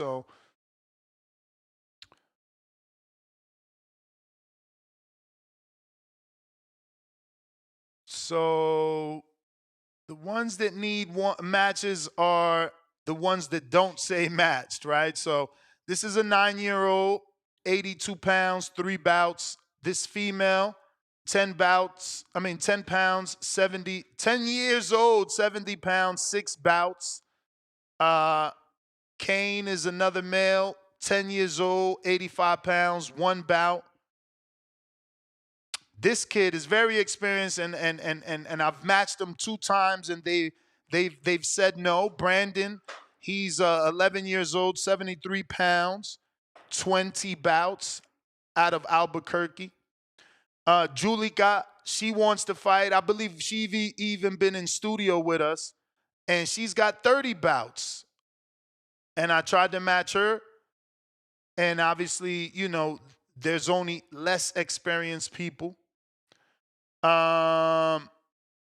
Quentin August, 12 years old, 90 pounds, 40 bouts.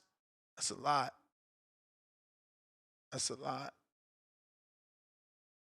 Saul, 12 years old, 93 pounds, 2 bouts. So I can't even match those 2, right? See, the experience gap. This guy, he already canceled the bout. I had a fight for him, and he said no. I had him matched up with Adrian's fighter, you know, and they canceled that. So he needs another bout. I actually got another 32-pounder, but he's older. So he's over 18, so he can't get matched with this one because he's under 17. Another Preciado, Isaiah, stablemate, 14 years old, 114 pounds, 5 bouts. But look at all these young kids, man, that want to fight on the card, you know, and some that have already matched. So all I'm saying is for all the, you know, father sons and coaches out there that listen to the show, I'm sure you got some amateurs in your gym. Let's lock these kids in, man. Look at this kid, Jesus. I did try to match him. He didn't take the bout. But hey, he's got 25 bouts. And that's Fernando, who they didn't want to match up with. This is Adrian's fighter out of old school boxing. We trying to get him a fight. This is a new sign-up, Tyson McGriff, 16 years old, 160 pounds, 36 bouts. Another new sign-up, Dante Munns, 17 years old, 132 bouts. See, if he was 1 year older, I'd have an 0-0 fighter for him, but he's right underneath. So, you know, we do need some people. Look, we got Ruben Areola, 205, 2 bouts. I got no matchup for him. No matchup for my heavyweight. He's only 19, 258 bouts. No matchup for my Masters heavyweight. He's around here somewhere. He's like 49 years old. No matchup for fucking OC the Boss. He's like 49 years old. So, man, sign up, man. Sign up. Iron Mike, what up? Actually, Iron Mike, I got treats with the counter. Give me a minute.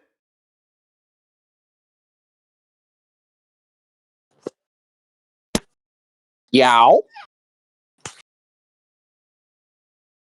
Yow. Yo, we hear You you. got me? What up, though? What up, though? Damn, that was good interview with Mr. Mielnicki. But damn, DC3, I'm on your ass, champ.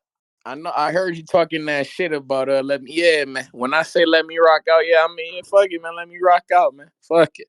I'll be on that type of shit. You know, hey Ness, you know he's salty about that counter puncher of the year award and shit like that. Even though I told him I had voted for him and shit. Like I voted for Gang. Like, damn, I voted for you, Gang. You right. You know, you charitable and shit. I voted for you, champ. And then he come attacking me and shit, you know. Cause yeah, I have a way of asking questions in a way that certain people won't ask them. But you know, it is what it is. You feel me? Hey, that was a great interview and shit like this. I know my man Iron Mike lying in wait. I'm gonna let him go ahead and get on this bitch. But I do want to say real quick, like, Teofimo headlining in Alcatraz and shit like that. I know somebody just mentioned that's a San Francisco venue. Like, what West Coast opponent would you throw at Mr. Teofimo Lopez if you had Joe A. Ness? I know it's you know, depending on if he fighting at 140 or 147, who you throwing him? He on the West Coast. It's I'm Alcatraz. I not. would like I'm to think we not. gonna throw I'm him. not. I'm not Good. trying to mix anything up. They're doing a fine job matching him up. I like the Hitchens unification, and I like the Boots fight next. Why would we start giving them Okay, options no, I'm just unnecessarily? asking, no, because like I'm just asking if he fighting, like I said, because Lord no, like I say, man, when I hearing Times Square and things of this nature, you would think that would be Teofimo and Hitchens fighting over there, right? Opposed to Alcatraz, you would think that would be Devin Haney and Ramirez and things of this nature. But it's like, damn. But I don't know. I don't know. But DC3, I'm on your ass, gang. When a motherfucker say that he rocking out and he shoot his dollars through, you goddamn right, I'm rocking out. You feel me? That's how it be. Nigga, we own this bitch. I ain't no host, but I do the most, and we own this bitch. Shout out to my nigga Tech, wherever he at. I ain't heard from my nigga in a while. Come through, gang, and take over the show with about a $250 counter punch, my nigga. Wow. Y'all be cool. Shout out TBV and shout out Toledo, Ohio. Hey, Jared Anderson, knocking shit loose. Y'all be cool, man. We got a counterpunch from RJ, cutting that line with a do. Yo, what's the deal? What up? What up? Hey man, what you got going on? What you got going on Spaces, man? When I request up, when nobody here, or I'm trying to just get in queue, you remove my request. I'm like, what? So Hell like, no. How did I remove your request? What are you talking about? I, I don't know. Like I requesting and I'm not requesting no more. Like it don't even show me like that I'm Yeah, requesting no more. that's I'm probably. not. I was wondering why you ain't been calling in. Now you must got something going on. You got an Android or some shit. I don't know. Maybe you got to update the Gang, tool. I told you I've been doing Spaces shit. Like I request. I don't know something going on the request side. Like I'll just request and try to be in queue and you get to me in line. But it's like I gotta counterpunch in just to be in the request. That's what it be on here. I don't know. Like you not Xing the request out on accident or nothing. Hell Like you no. just Hell no. so Hell so when no. people so from you to on the host end, when people request on Spaces, it'd be like just a bunch of people in the request thing, and then you just let people up No, based it on puts counter punches or like a symbol above your name. You know, I don't know what it shows because I already I already went to you, so it's not there no more, and you just live. But normally, the people in kind of queue, quote unquote, have like something hanging over their avatar that lets me know they in queue. yeah. Okay. Well, I be in queue and I don't remove myself, so I'm just like, how the fuck am I getting removed? But it's all good, gang. So You must yeah, I got mean, bad service or some shit, and you getting dropped yeah, out the space because it's yeah. certainly not I me. do. Yeah, I do be moving around though, so that do make sense. Like I guess it could lose service or whatever like that. But I be on space. I've been in spaces for like 3 years, so I know how this shit work. I'm like, is he removing me out the shit? What is going on? But it's good. Shit. I was gonna just say about this Alcatraz shit. I live in the Bay, man. Shit, we got All Star Weekend this weekend too for basketball. I know you don't watch any other sports. But yeah, All Star Weekend is here. NBA, and then we got the Super Bowl is gonna be at the Niner Stadium in 2026. So I'm like, they talking about Alcatraz. I'm like, hold on. With Big Turk, like, hey, hold on. It's a perfect time for me to like be on the boxing hype and make my transition from a casual to a super casual to a casual to a, potentially whatever is the next level if it ain't hardcore. But that would be crazy. I just don't see like how everybody else been saying, like how you've been saying, how the fuck it would work. Because Alcatraz is like a actual historic fucking museum. Like you can't upgrade that hoe. Like if you upgrade it, what is going to be for all the people who come from all around the world to pay to take the ferry, get tickets, and go check that shit out and take pictures of shit.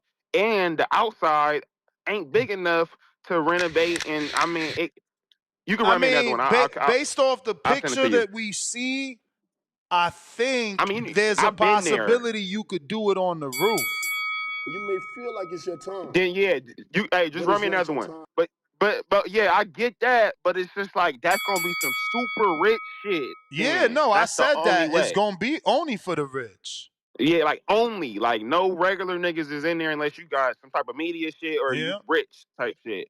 So yeah, and then even to get to the island is like a hazard. You know what I'm saying? You gonna have Big Turk on that small ass island like See, that. I That mean, sounds look, I'm screen sharing, so the roof is a bad idea. For starters, they could certainly do it off the back. I don't know, is my cursor showing? So where you see the yeah, lighthouse, there's a sanded area there that they could certainly put a ring.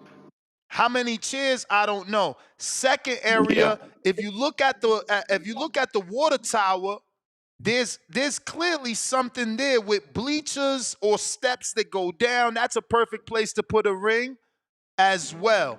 Again, seating, I yeah, don't know. And this is just outside.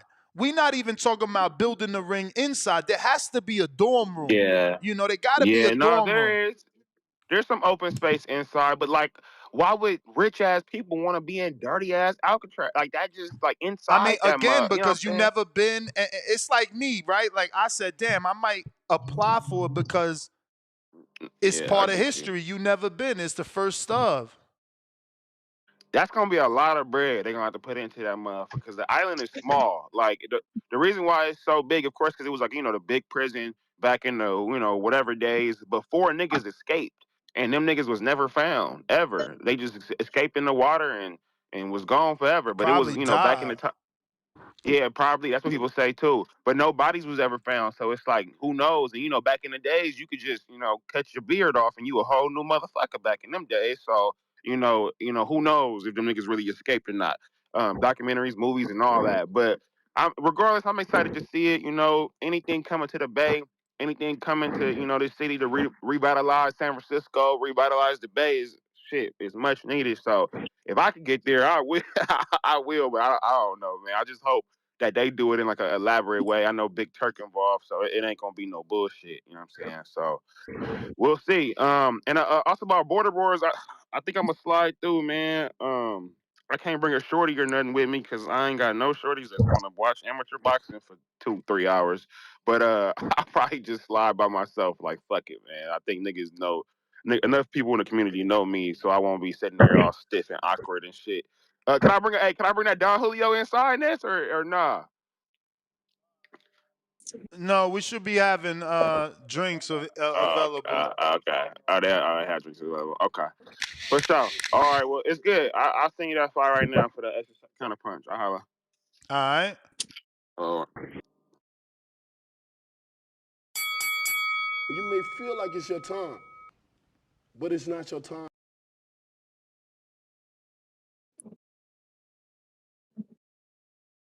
If you're watching this on YouTube, don't forget to hit that thumbs up button. Mike, what up?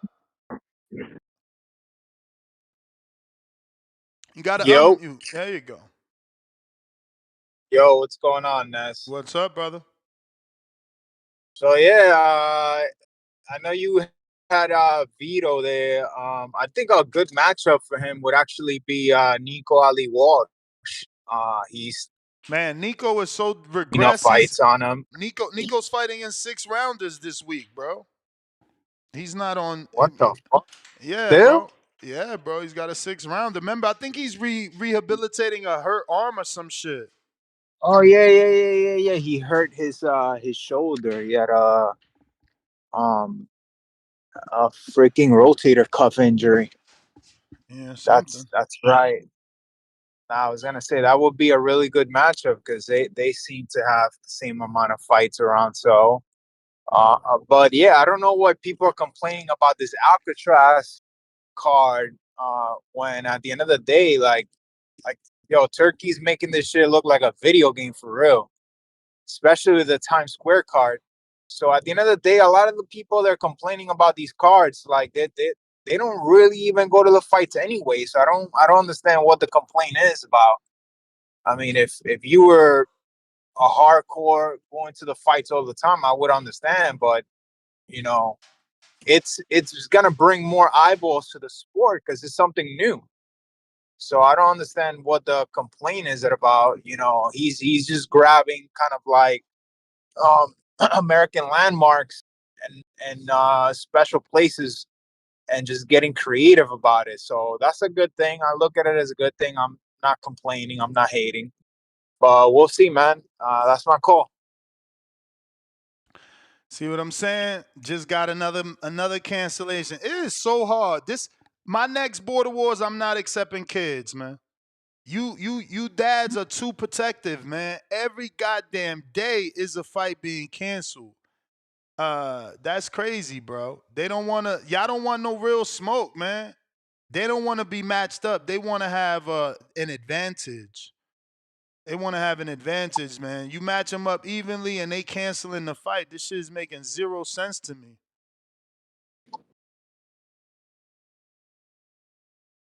Then you throw them somebody with 2 bouts and they got like 12, they accept. It's like, what the fuck? Nasty work, bro. Nasty. But if you're watching this on YouTube, hit that thumbs up, man. And yeah. We got this super chat. Hot Hands Boxing, $5. All words, no love. Hot Hands Boxing back with another 5. Ask your community for donations every year, but won't sign up for your event every year, Ness. Think we don't know the kids fighting weak competition? So I get what he's saying now. This isn't directed at me. He's trying to take shots at JT. Leonard Sterling, 2-pounder. Plant versus Pacheco. Fake news. X account caught me. Damn. Hot Hands back. He says, I'm talking about dad trainers who won't sign up but brag they winning versus weak competition outside of border wars. Then ask for donations yearly. We got Adrian Rios, $2. First super chat on a live stream. Salute to you, champ. No words, all love. Cracking that wallet open with us. We appreciate you. We got N Conquest, $3. No words, all love. Appreciate you. Lord Mac and Cheese, right here in Vegas, $5. I've been to Alcatraz 3 to 4 times on field trips as a kid. Gonna be cold as fuck. Wind blowing emoji. Any time of the year. Damn, that's nasty word. So I guess it's gonna be more difficult. So it's gonna be more difficult when if they do it outside, on the roof or outdoors. It's just gonna be colder, right? More wind blowing.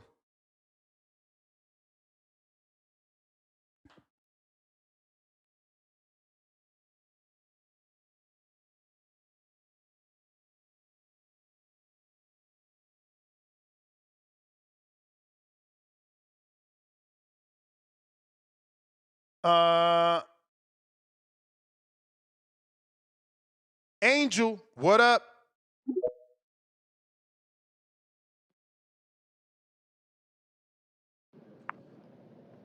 Hello?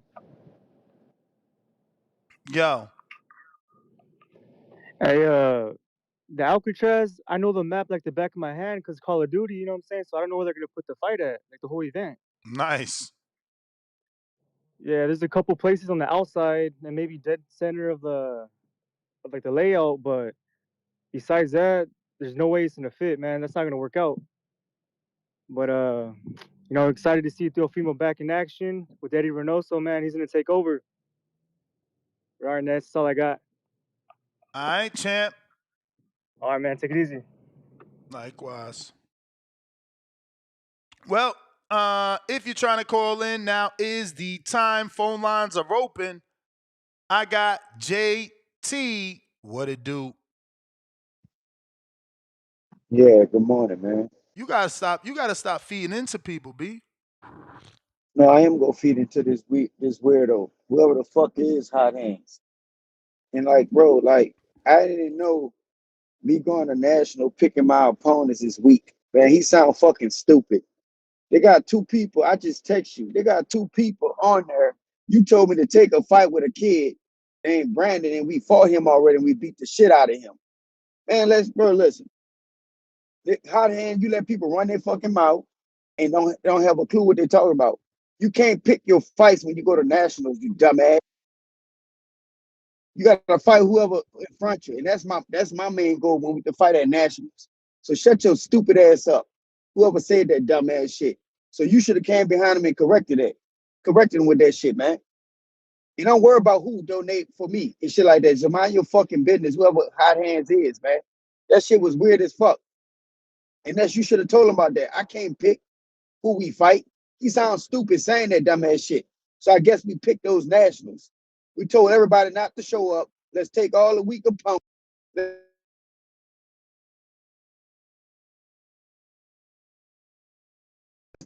You got a call, champ? Yeah, I had a call. I'm gonna say it again. I guess when we won national, we picked all the opponents. We told them not to show up or don't come because we need to win this one. How that sound? Hot Hands just running his fucking mouth. And I'm gonna tell you another thing. You talking about canceling kids is gonna be the reason you gonna have multiple fights on your show. But they got them parents that's gonna call in that they want the fight. You What you broke up. told me in the text You message. you broke up again. Can you start over? Cause I want to understand what you're saying. You talking about you're not doing no kids. Kids is gonna be the reason why your show become more popular, Yeah, but Ness. it's more Because you're gonna have them difficult. kids. It's more difficult. It's it, You know, I'd rather do it young is adults. I'd difficult. rather do 18-year-olds and over, 17 and under. Y'all as parents being too protective, man. If I go look, I get a text. They have a like Ness, a can I finish? Can I finish what I'm saying though, bro? I sure, mean, brother, you sure. saying you want your show to grow, become a sugar bird, and all that. This is the kids is what's gonna make your show grow. Now you gonna go through them situations where you got people like whoever just called in and cancel. But you just told me to take a fight with a kid we just beat up, and I said no. You said, "Well, fight him again." Yeah, I said, "No, that's a waste of I'm time, sure that kid won his rematch. That's how man. That's a competitive waste it of time, is. coach. That's a waste of time. I would Oh, not even waste my money on okay, that fight." okay, that's you. That ain't saying So that he don't want it.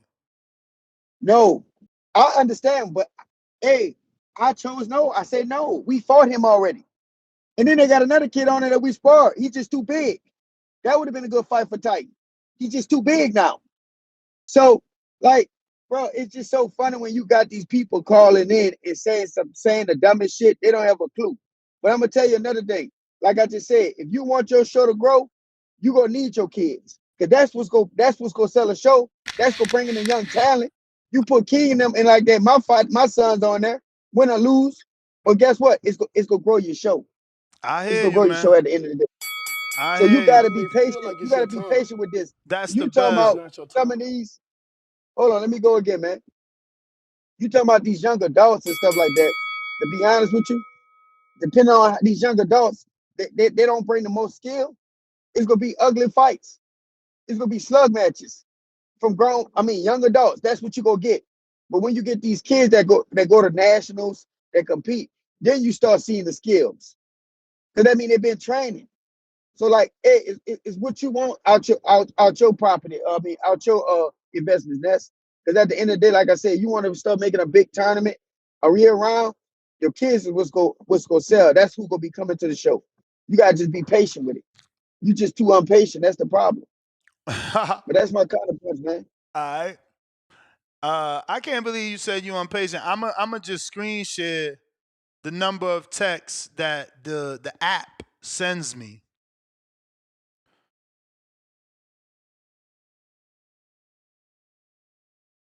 All right, I'm trying to put this.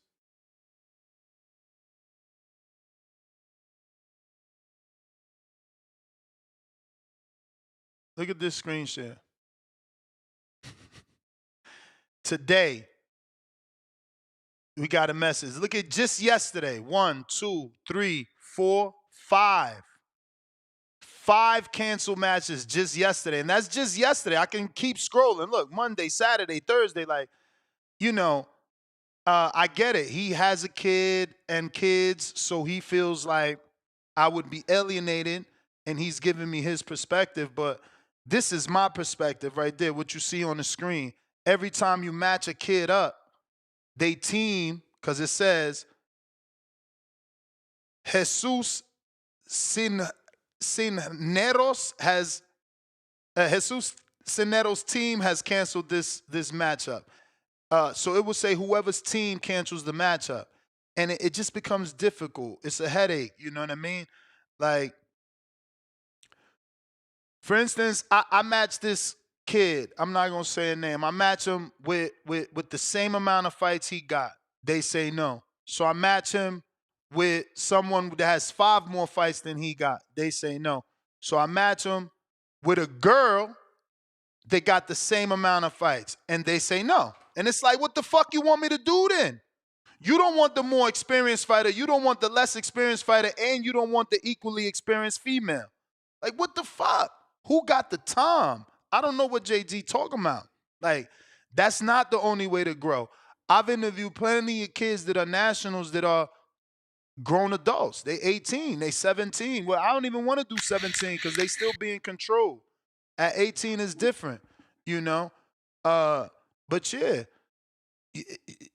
I mean, your son is eventually gonna turn You may feel like it's 18 your and time. he'll have nationals. So to say that there won't be skills at a certain age bracket doesn't make sense, because Titan 10 years from now will be 18 with national wins under his belt. You know what I'm saying? So that means that there's other kids that could have done that as well.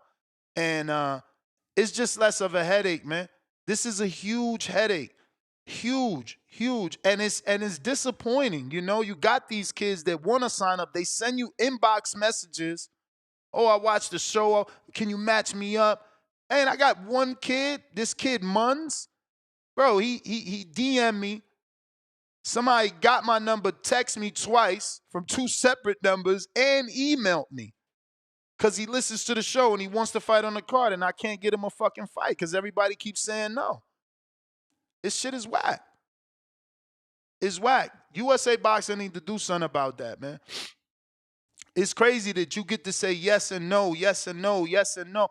Of course, motherfuckers got amazing records. I'ma say yes and no until I can't say no more. Like JT said, at the Nationals, you can't say no more. You there. But before you get to them Nationals, you obviously could pick and choose who the fuck you could fight. Shit looking nasty out here. Tank, what up? Yeah, man. What's going on? Hey, look, shout out Big Turk. Hearing all kinds of shit about the Alcatraz. I think this shit gonna be dope. Somebody talk about that shit cold year round. That shit's not cold year round. Like 70 something degrees on a sunny day. Like, I don't think that's cold. You can be outside 70 something degrees, like even up to 80. You know what I mean? That's not cold at all. It's just you got an ocean breeze going on. You know what I mean? That's all. But that'll be fucking dope. Like, I'll definitely buy a ticket if it ain't crazy price, because I think it's gonna be one of those things that it's an exclusive. You get what I'm saying? Like a moment in history type shit. Because these kind of fights don't happen all the time where you get exclusive locations like this.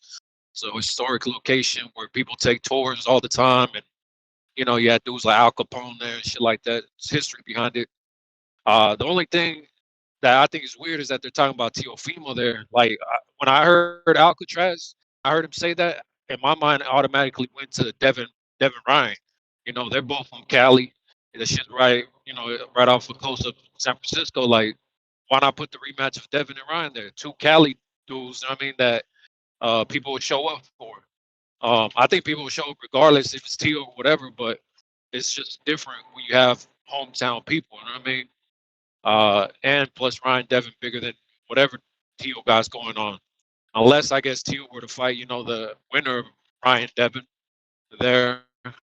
I don't know. All I know is that shout out to Big Turk for making these kinds of fucking fights happen. A lot of people complain about shit. Like somebody said not too long ago, you guys don't even go to fights. You know what I'm saying? So I don't understand how you guys even got the right to complain about it. Same shit that I always be saying about the pay-per-view shit. You motherfuckers don't even buy the shit, but you complain about pay-per-views. You know what I mean? Like dudes calling in talking about, oh yeah, well how much that Canelo shit gonna be on Turkey shit? Don't worry about it. You don't even buy pay-per-views anyways. You just want a reason to talk shit. You know what I mean? Even when I talk shit about Tank and David Benavidez and shit like that, I buy the pay-per-views. You know what I'm saying? I go to the events. Like I buy tickets. Like so, it's just different. Shout out to the real supporters of the sport. Um, yeah, man. Outside of that, look, Ness, I know you stressed out. Shout out to Big Turk because I seen I forget who it was. Somebody over there in the UK.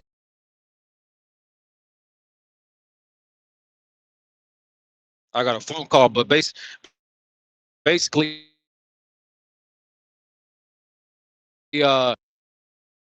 fights and Big Turkey said we no longer doing business with him.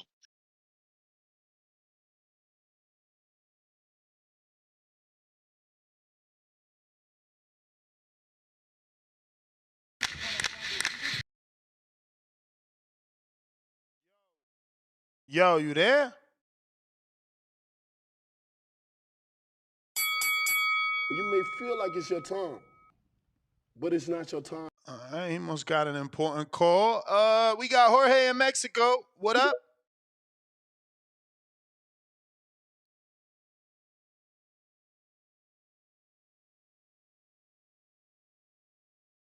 Jorge, Mexico. We got average boxing fan, $5. These folks canceling bouts evenly matched be the same ones crying about Canelo not fighting David. Laugh out loud with face of tears of joy. It ain't the same when it's your investment. Yeah, man. Hot Hands Boxing back with another two. He says, no one said that guy's name. He must feel guilty. I mean, I said his name because you put it together. There's no other person in this community that has sons that fight and that does GoFundMe's that we help. Like you talking about him. You come on, man. Don't hide in the shadows, Hot Hands. Don't hide in the shadows. Hot Hands Boxing back with another two. He says, call your event a waste of time. It's nasty work. I don't take that personal, man. And like he said, his sons have fought on nationals and sugar birds and things like that. I can't get offended. I gotta just make my event better, you know? And look, you guys ain't even supporting my event. He might be right. My event might be a bust come this March 1st because I'm not getting the support needed from the community, you know? But we'll see. I'm not gonna quit. I'm gonna keep doing it. This is just a secondary goal of mine that we're gonna continue to do until it gets to the level that it needs to get. And I believe that it will because I provide consistency, you know? So we're going to move from there. We got Mr. PBC. What up?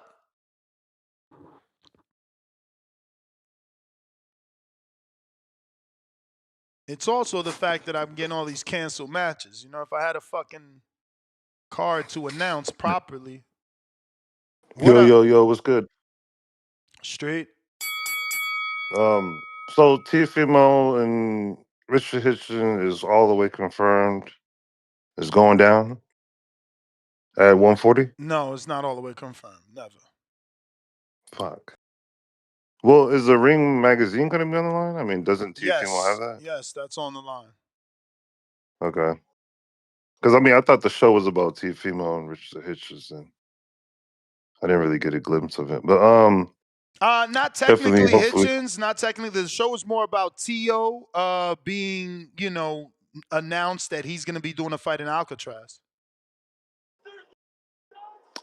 Alcatraz. That's what's up. Yeah. I definitely can't wait to see these fights, man. I know Tio. He definitely likes to fight at the level of competition. So I kind of feel bad when he's not fighting at a level of competition because he seems bored in the ring sometimes. Um, but I definitely can't wait to see him. So definitely can't wait. Isn't Better Be Bivol next weekend? Yep. 10 days. Yeah, definitely can't wait for that. Hopefully Turkey can be like the Super Bowl and keep it a clean sport when it comes to the judges. That's my call, man. All right. Jorge.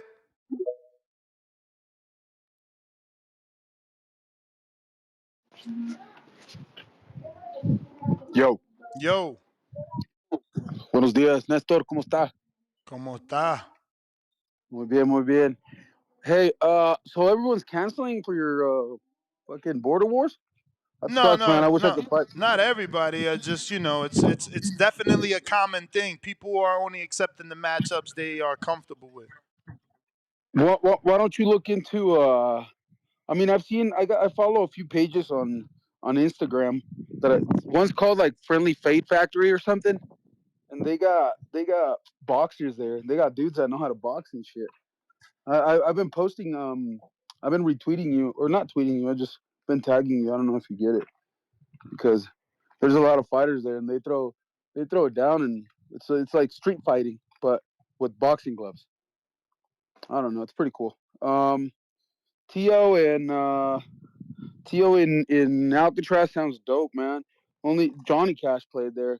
Fucking Los Tigres del Norte did a concert there. That's pretty big. That's pretty heavy. And Tio fighting there, that's just gonna be fire, man. Whoever he fights, Tio's a fucking showman. Tio's always been a showman, so I think it'll be great. So, anyways, like I said, I was gonna try to call in every day and give my opinion. I just want to give a shout out to everyone. You may And feel like it's your That's time, not your bell, bro. but Never it's mind not your that. time. My bad. I never restarted it oh, from the okay. last call. Apologies. No, it's all right, man. It's all right. Yo, so yeah, man. Uh, what I've been trying to message Marco Verde to see if we can get him on the show. Oh, I mean, nice. I've been sending him What messages and you stuff. He you hasn't messaging him on Twitter or Instagram?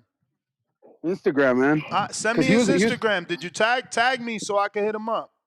See what he yeah, says. because he's pretty big deal here. Cause with the Olympics and stuff, Mm-hmm. since everyone was fucking following him here with the whole crowd went crazy here in Mexico. He was all over the news. He was in TV shows after the Olympics. So I think he's gonna be very popular here with the crowd in Mexico. And I'm trying to tag him so we can maybe link up and interview him on the show. That's what I'm trying to do. But I'll tag you, man. I'll tag you. Anyways, that's my call, homie. That's all I got to say. All right. Yep. Have a good day, man. I'll call in later. All right, man. Call in tonight, bro. We're gonna have David Garcia. He just signed to Danny Garcia, and yeah, man, he's gonna be live on the show. And Oh, for sure, man. Danny Garcia also should be live on the show this evening on our 4:00 show. Hell yeah, definitely. I'll call in later, man. All right, I'll call champ. in later. Appreciate Have a you. great one, man. You too. Peace.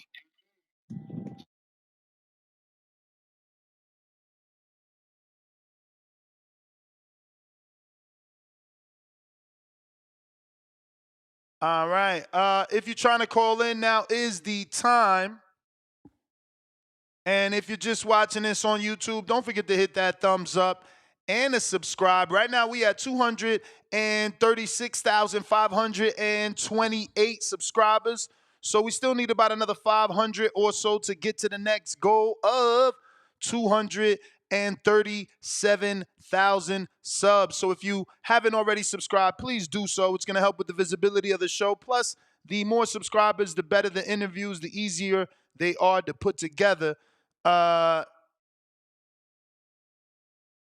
Once again, we got JT on the check-in.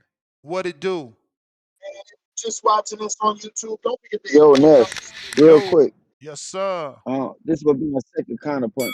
I want to tell you this though, Nah, bro. you can have this free call, Honestly, champ. You didn't. I don't know that I gave you that, did I? I don't think so, but it don't matter. Go ahead. I don't know. All I'm saying is, Ness, you got to be more patient with this, and I think what you're doing eventually could make a good future investment for you, and still like put your platform on the map. But you gotta let it grow, and you gonna have cancellations when it come down to making fights. You don't know, some kids could be getting sick. I don't know these ages. I read your roster; it wasn't that full of fighters at the time when I read it. That's why I ain't pay for no tickets for my sons to go out there. They're like, man, I'm looking at the list. Ain't nobody on there. At the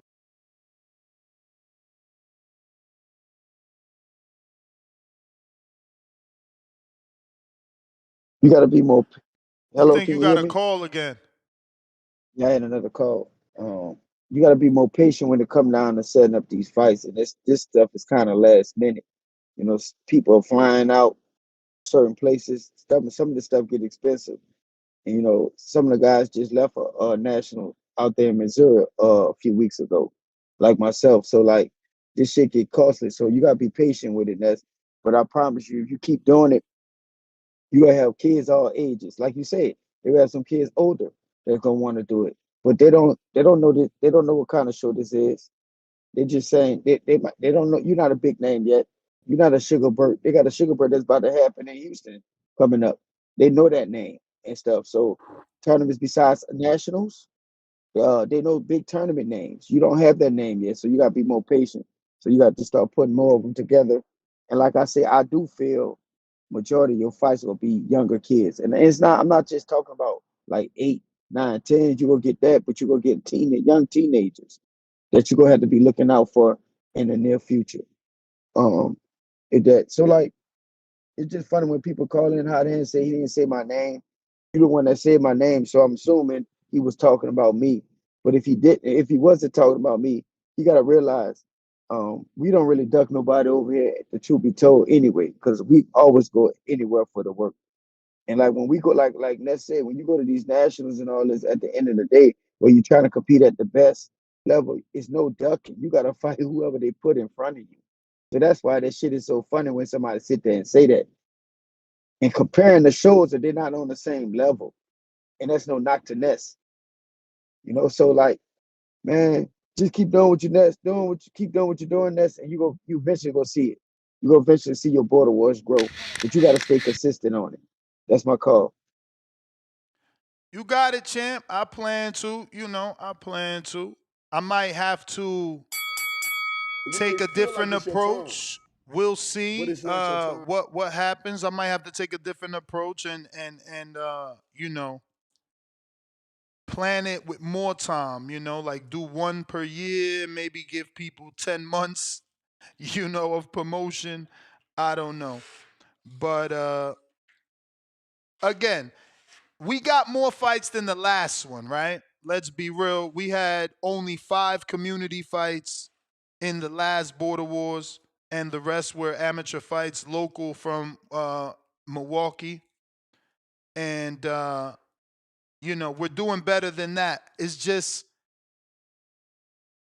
I want more, I'm a winner. I want more than 13 bouts. I wanted a good 20 or 40 bouts. And I wanted a good 10 or 15 community bouts. But it is what it is, man. If you are trying to call in, Discord is available. X Space is also available. We got Lord Mac and Cheese back with another 5. Salute the Mac and Cheese. I finally gave him the headphones he won last year. Shout out to .com. We also sent his package out sometime 2 weeks ago, and he got it. He was supposed to get it last year. Lord Mac and Cheese says, yes, ocean breeze. Like I said, been there, cold as fuck, year round. It's the middle of the bay when you go again, Jivon, or should I say Ghostface. Adrian, $5. Big Turk putting on moves. Spectacles. Abolish the Ali Act and get PBC and Al Heyman the F out of boxing. Why do y'all got this vendetta against Al? Lord to the mercy.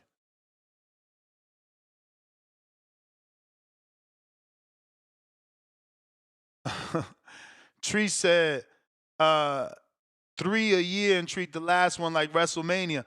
Yeah, again, in order to do 4 per year, you would need a lot of participation from the community. And we had that. Remember, there is a year that my goal was to do 4 per year, and we did 1 per quarter. So I know that it is there. It just was easier back then to match people because we were not sanctioned, right? So these street beef matchups were easier to make. It was more about, oh, you want to fight him? Y'all in the same weight and same, kind of skill level, then we would make it happen. And that's all changed now. We're under the USA boxing rules, so that things are the way that they should be, and we're safe.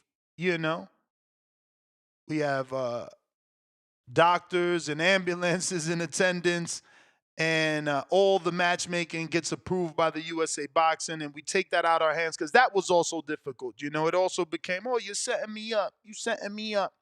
Eddie Alvarez, you said, can a 57-year-old fight? Yeah, the answer is yes. You can fight if you're 57. We don't have anyone that old, but if you are a heavyweight, I do have a 49-year-old. And if you're under heavyweight, 185, cruiserweight, I got a 48-year-old.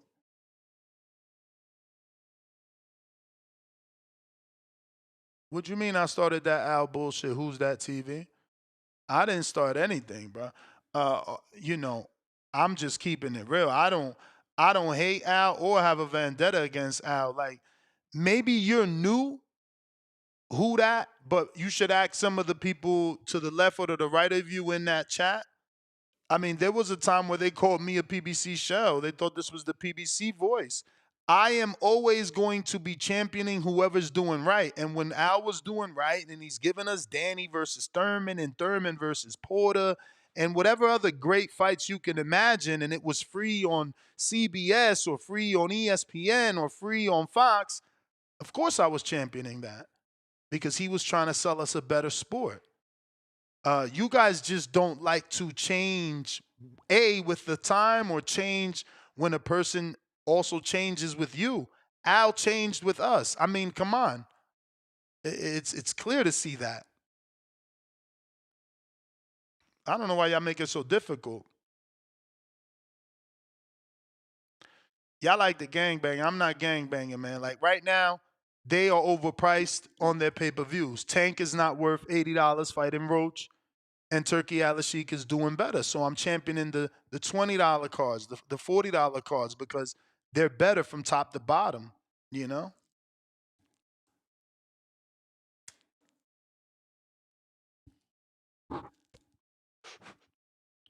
So,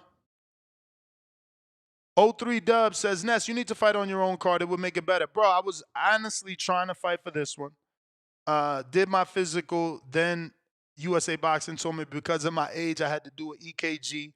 And that, I just never got around to it because I end up going out the country for a fucking year. A month, and then coming back to deal with this fire. And also the dude that wanted to fight, he was a trainer. His name is, I think, Anthony Hill or something like that. Or I don't know, something like that. He's from Georgia.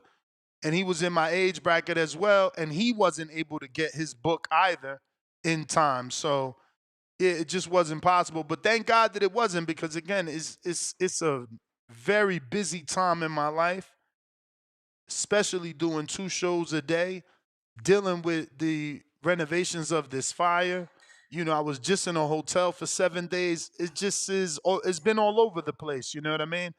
Um, anytime I have fought, which is 4 times, I treat my shit like a fucking real camp. I hire real traders, and I really do it because I don't want to lose. So, yeah, that saying is true. Don't take a fight unless you know you're going to be 100% ready, because nobody wants to hear your excuses. Nobody cares about your excuses at all. So, you know, that's just that. But I plan on making that comeback, man. You kidding me? Masters is a huge Masters group out on Facebook, man, that I've been trying to get with them. I joined it. I posted in it trying to get fucking master sparring, because that's another thing. You think I get to spar people my age? Fuck no.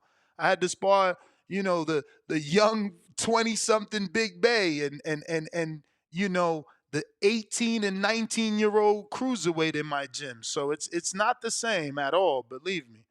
You know. But I got Two Tone, the superstar. What it do? What's happening, man? Happy Hump Day Wednesday. Salute the legend, the lineal champion, undefeated in lineal fights, Teofimo Lopez, getting an historic Alcatraz fight venue, man. That's what champions do. That's why Teofimo's great, man. That's what champions do. Respectfully. Yeah, man. Hopefully it's like the rumors, and he is fighting Hitchens. What do you think about this Alcatraz thing? Do you care, or do you care more about the opponent? I think the Alcatraz thing is absolutely fire. I mean, you're on the rock. Sean Connery, people done unalive themselves trying to swim across there. It's historic, bro. It's historic, and this is on brand for Tio. This is on brand for Tio. I love it. Hitchens got a lot of nervous energy, man. A lot of nervous energy. He had to get whipped into shape. His last fight against Paro, in the middle of the fight, he thought he was winning. His corner told him the truth. I think stage too big, lights too bright, wide-eyed for Hitchens against Tio. Too much experience. Tio's been on the biggest stages, and Tio fights to the level of his competition. Richard Hitchens is a dope fighter. Tio's going to be even doper. Get that man the bag, bro. I need my man Tio to get at least $5 million, bro. I think he's getting decent money, because if you just think about the deal he walked away from, 2.6 pay-per-view upside, that means Turkey Al-Sheikh satisfied him and Top Rank. Like we talked about yesterday, you know what I mean? Because Top Rank is in this new news. It says in a collaboration with Ring Magazine and Top Rank. So that means, that lawsuit probably got dropped like Devon's. They satisfied him. Yeah. And I'm happy that the man finally getting his bag that he super deserved. Finally, people with accolades getting bags, not just braids, backflips, cherry picks, purses, nails, chrome hearts. Finally, somebody with accolades gets the bag. And finally, like they put Edgar Berlanga on the undercard. Yes, you shouldn't headline off a loss, especially a loss where you got whooped 12 rounds. Let's get boxing back to being a sport.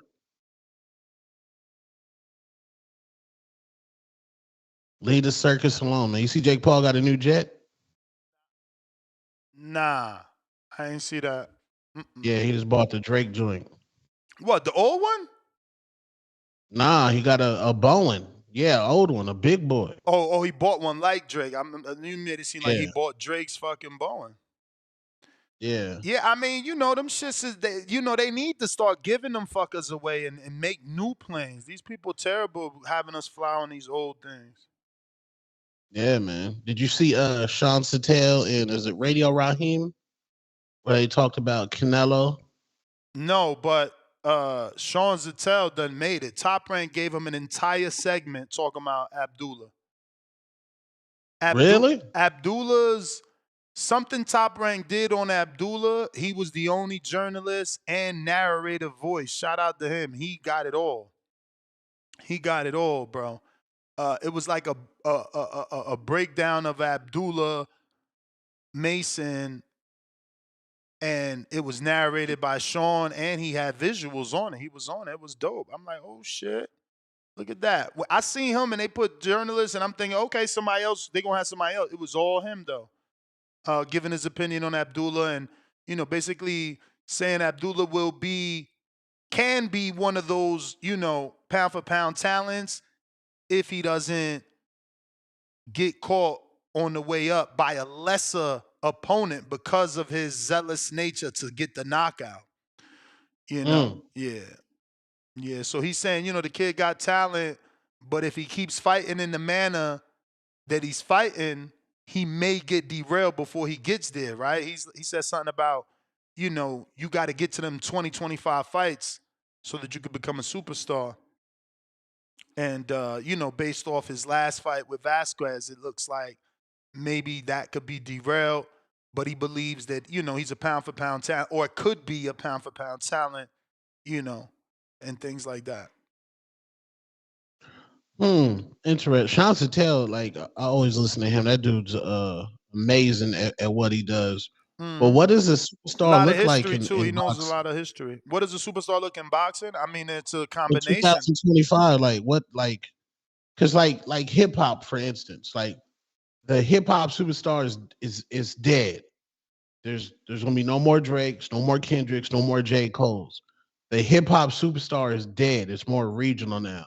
Like who, like in boxing, do people fight enough to even garner superstar attention? I Because mean, Canelo early, Jesus Ramos is going to be back in less than 40 days, right? He fought the 1st of February, and he's back on March 22nd or something like that in this new card with Sebastian Fundora. So, yeah, there are people that fight often. I don't know that is the only element necessary to make you a superstar, right? Because Abdullah fights often.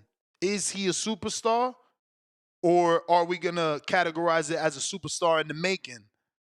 Because he hasn't gotten to superstardom yet, even though he's using the formula that you speak of, which is fight consistently and fight on television and give you explosive performances. So yeah. you never know who's going to blow, man. It's no different than music. You never know who's going to blow. You got to have that it factor. But Well, I mean, I never inactivity knew. never helped. Never helped. Yeah, I never knew. Back in the day, that Terrence Bud Crawford would deny interviews. He wouldn't do interviews. Oh yeah. He he was in the shadows, but his talent was amazing. Now I understand why he went on that welterweight run and he didn't get the same fame as Gervonta Tank Davis. Now Tank is quiet too, but he had a Floyd Money Mayweather cosign. He had a mouthpiece for him. Terrence Bud Crawford, Bob Arum's not the mouthpiece for him, or whoever was his promoter at that time. Like Abdullah Mason, if he keep knocking people out, is he going to tell us that I'm knocking shit loose? Is he going to get on the post fight and say, "Yo, man, I'm Abdullah Mason. I'm knocking shit loose out here"? Or what's his personality? Is the boxing superstar dead? Like Shakur Stevenson. Shakur Stevenson had an interview where they asked him like different things about Shakur, and the personality was absolutely zero. And I'm like, yeah, that's the guy that needs somebody to like talk for him. Like he should never do an interview. Damn. I don't know, the boxing superstar. I don't know. That might be over. I mean, again, if it's according to most boxing fans, you just need to be fighting the best, right? So all that we're waiting for is for Shakur to get that fight with a Devin, a Tank, a Tio, a Ryan, and he should be a star. I mean, it happened for Devin. As much as y'all dislike him, he's clearly a star. You talk about him when he's not fighting, when he is fighting. when he buys something, when he doesn't buy something, when he's dating someone, when he's not dating someone, when he's wearing something, when he's not wearing something, when he's fat, when he's heavy, when he's light. I mean, he's a star in this sport. Tank is just a bigger star. You know, he goes viral depending what hairstyle he wears. And, you know, it's different. I don't know. Boxing is so difficult, right? Like, we thought Jaime could have been a star. Is he? He's a draw, but is he a star? No, I think nobody. But Berlanga like is a Clarissa, star. I think Berlanga is a star, and you guys think he's not. no, Clarissa not thinks yet. she's a star, but No, yes. she may not be. Hold on. It took Clarissa getting all those accolades. Clarissa got gold medals, belts, weight classes. It took for Clarissa to get a man that had swag to boost her superstardom. Now every Clarissa Shields fight from now on is going to be a spectacle because of Papoose. And ladies, while you out there say you don't need a man, yes, you do. Look what Clarissa did. Look what Papoose, an alpha male, a man of stature, did to Clarissa. Which is wild to me because he's not even like, he's not Kendrick, he's not Drake, he's not J. Cole. You know, he's not like a top 5. Like, but the culture liked Papoose because he held down Remy Martin when she was in jail, allegedly. He held her down. So the culture was like, yo, we like black men like that. That's going to hold down their queen, hold them down. So they deemed Papoose a good guy. Now you have. He said, I don't know who Pat Boost is. Pat Boost? Pat Boost, like Boost Mobile. My man, wow. And that's what I'm saying, bro. He's like my age, bro. Like, the fact that she getting so much clout off of old dude is dope for her. But, you know, for her, I would have wanted her to like link up with someone of like the youth of a, I don't even want to say Migos, but I don't know rap, so that's the first name that come to mind. You understand? Which is nasty work. I seen Cardi B at a party with her own baby father. I thought they was broke up. With Offset? That was Offset in that video of the Super Bowl game. That was him. No, Offset wasn't there. Quavo was there. Him and Offset used to be cool. Okay, so I ain't he part of the group? What the fuck? How you used to be? Yeah, cool? they part of the group. Okay, so and I confused them. What's up with you celebrities? Y'all wasn't even partying back then. Y'all wasn't even partying. Do y'all have fun with all that money? You just get so much money, it didn't look like y'all was having fun. What was going on back there? It just looked dead. They too worried about looking cool. Dead. You said what? They too worried about looking cool. Yeah. Nasty. But yeah, Clarissa, and Clarissa is bigger than Amanda Serrano. Yes, I've said it. Y'all know I be hating on Clarissa. She's bigger than Amanda Serrano right now. I don't know that you could be bigger than someone and that person lives rent-free in your head. I don't. How? If you bigger, like, why are you giving us so much attention? Who? Amanda? I feel like Clarissa always got something to say about Amanda. If you bigger, well, that's the ego. That's the. But again, if you bigger, how is someone smaller than you on your mind? That's the competition angle. And that's like Jay-Z. What competition? We never was in the same weight class. There is no competition. Nah, but they still pit women against each. Come, bro. It's Clarissa Shields. She's still a narcissist, bro. Like, she don't want nobody else to get props but her. I don't know, man. I don't even know that Clarissa ever sold the amount of tickets of Serrano. And I know what y'all gonna do is hate on Serrano and say, oh, that was Katie Taylor. Somehow Katie sold those tickets in a whole nother country. Mr. PBC with the counter punch. If you're watching this on YouTube, don't forget to hit that thumbs up button. It's going to help with the visibility of the show. I got Alan Day with the $5. Keyshawn Davis has the best boxing personality in the sport. He has superstar energy. I watched all his shoulder content, man, even the stuff that he made with his own videographer. We got Aldi, $5. For real, boxers need to promote themselves better. We need more superstars. PBC counter. Nobody has Super Bowl money. Like there was no boxer that could get one of those booths at the Super Bowl. That's crazy.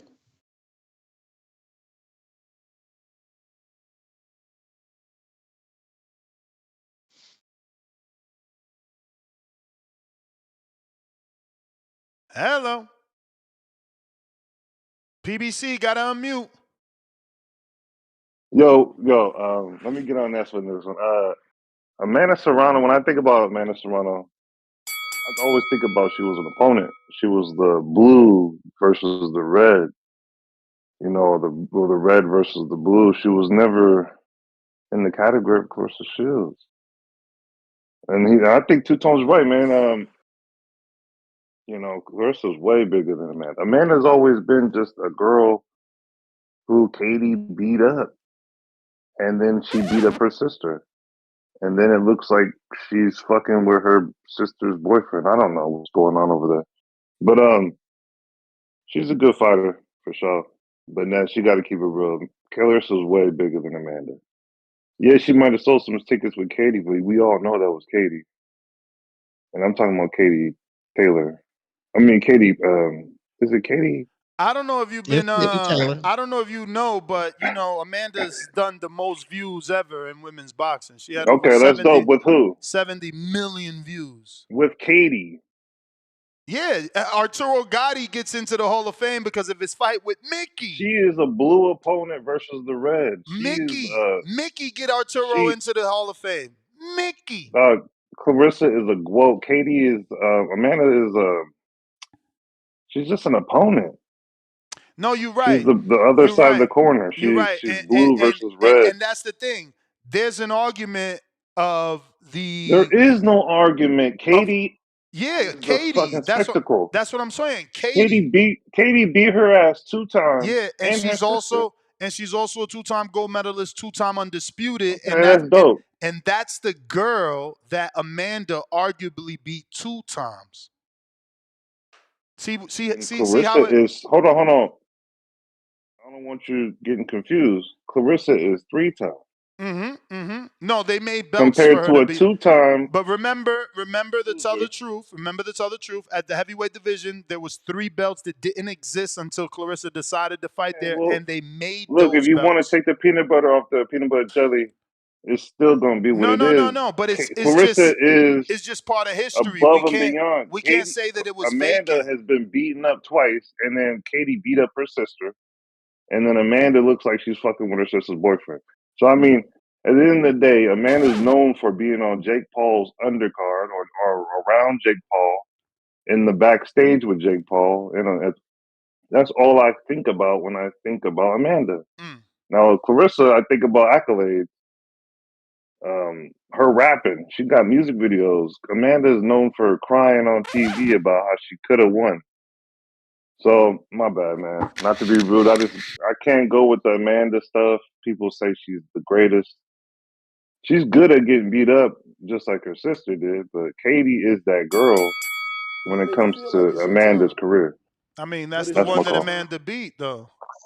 Yeah, and we got to keep it real. Katie has beat more people other than Amanda. Amanda is like a stepping stone. Yeah, but that's retirement. That's the thing. We beat Katie. But how are you comparing it to Clarissa? Well, we saying Tone was saying that Clarissa's bigger. I'm saying that Amanda's bigger. No, because look at Tank. He don't got the accolades of Devin, and he's bigger. You mixing the 2 arguments, man. Man, you got some Danny shit going on in your head to think that Amanda's bigger than fucking. Okay, look Clarissa. at Bud. Look at Bud. He got more accolades than Canelo, but he's not bigger than Canelo. You see what I'm saying? Accolades don't make you bigger. But Clarissa got more accolades than fucking her. But you're not listening. Accolades don't make you more popular. Gotta go. That was the bell. You the man, though. She's undefeated. So is Tank. Debate by cutting me off. So is Tank and Devin. I'm not. And she's 3-time undisputed. What is Amanda? 2-time beaten up. And Devin was undisputed and 2 division champ, and Tank was still more popular. Like, what don't you understand? The undercard of Ryan. So My point exactly. Accolades don't make you popular. But Clarissa's 3-time undisputed. I gotta go. You don't want to get it. He don't want to get it. Look, he just said it. Devin's on the undercard. He's on the undercard of Ryan. Who's got more accolades? Devin. Accolades don't make you popular. Accolades don't Right. make you popular. No, they don't. They What don't. up? What up? What up? Oh, it's Marco. Marco Boxon. Chilling. What's up? Marco, what up, bro? Yeah, I seen you talking about Spider Rico on your live last night, bro. Why you do that? Say what again? I told you I'm always What'd you say? watching. I seen you talking about Spider Rico on your live last night. I wasn't talking. People kept bringing him up because he was so damn rude yesterday. I heard you say that you know that he didn't call into your show yet, right? Like he wasn't in the chat. He wasn't in the chat when you, because I seen that one of your commenters brought that up, and that's what made you address it. Yeah, no, you caught that, but a bunch of people brought it up because they saw how he like flipped out on you and then on me. Yeah, no, he's just mad. You know, he didn't expect to lose to Big Bay. Big Bay was 0-0, so that was supposed to be a Esteban tune-up, and then he got tuned up. You know how that goes. It was weird because while he is a strange fella, he's always been pretty cool with me. So I don't know where the fuck that came from. But I was telling them everybody has a bad day. You know what I'm saying? Well, I don't know if he was always pretty cool. I mean, he tried to call you Anglo. Nah, I mean, you know, his first words to you was Anglo Marco. It's true.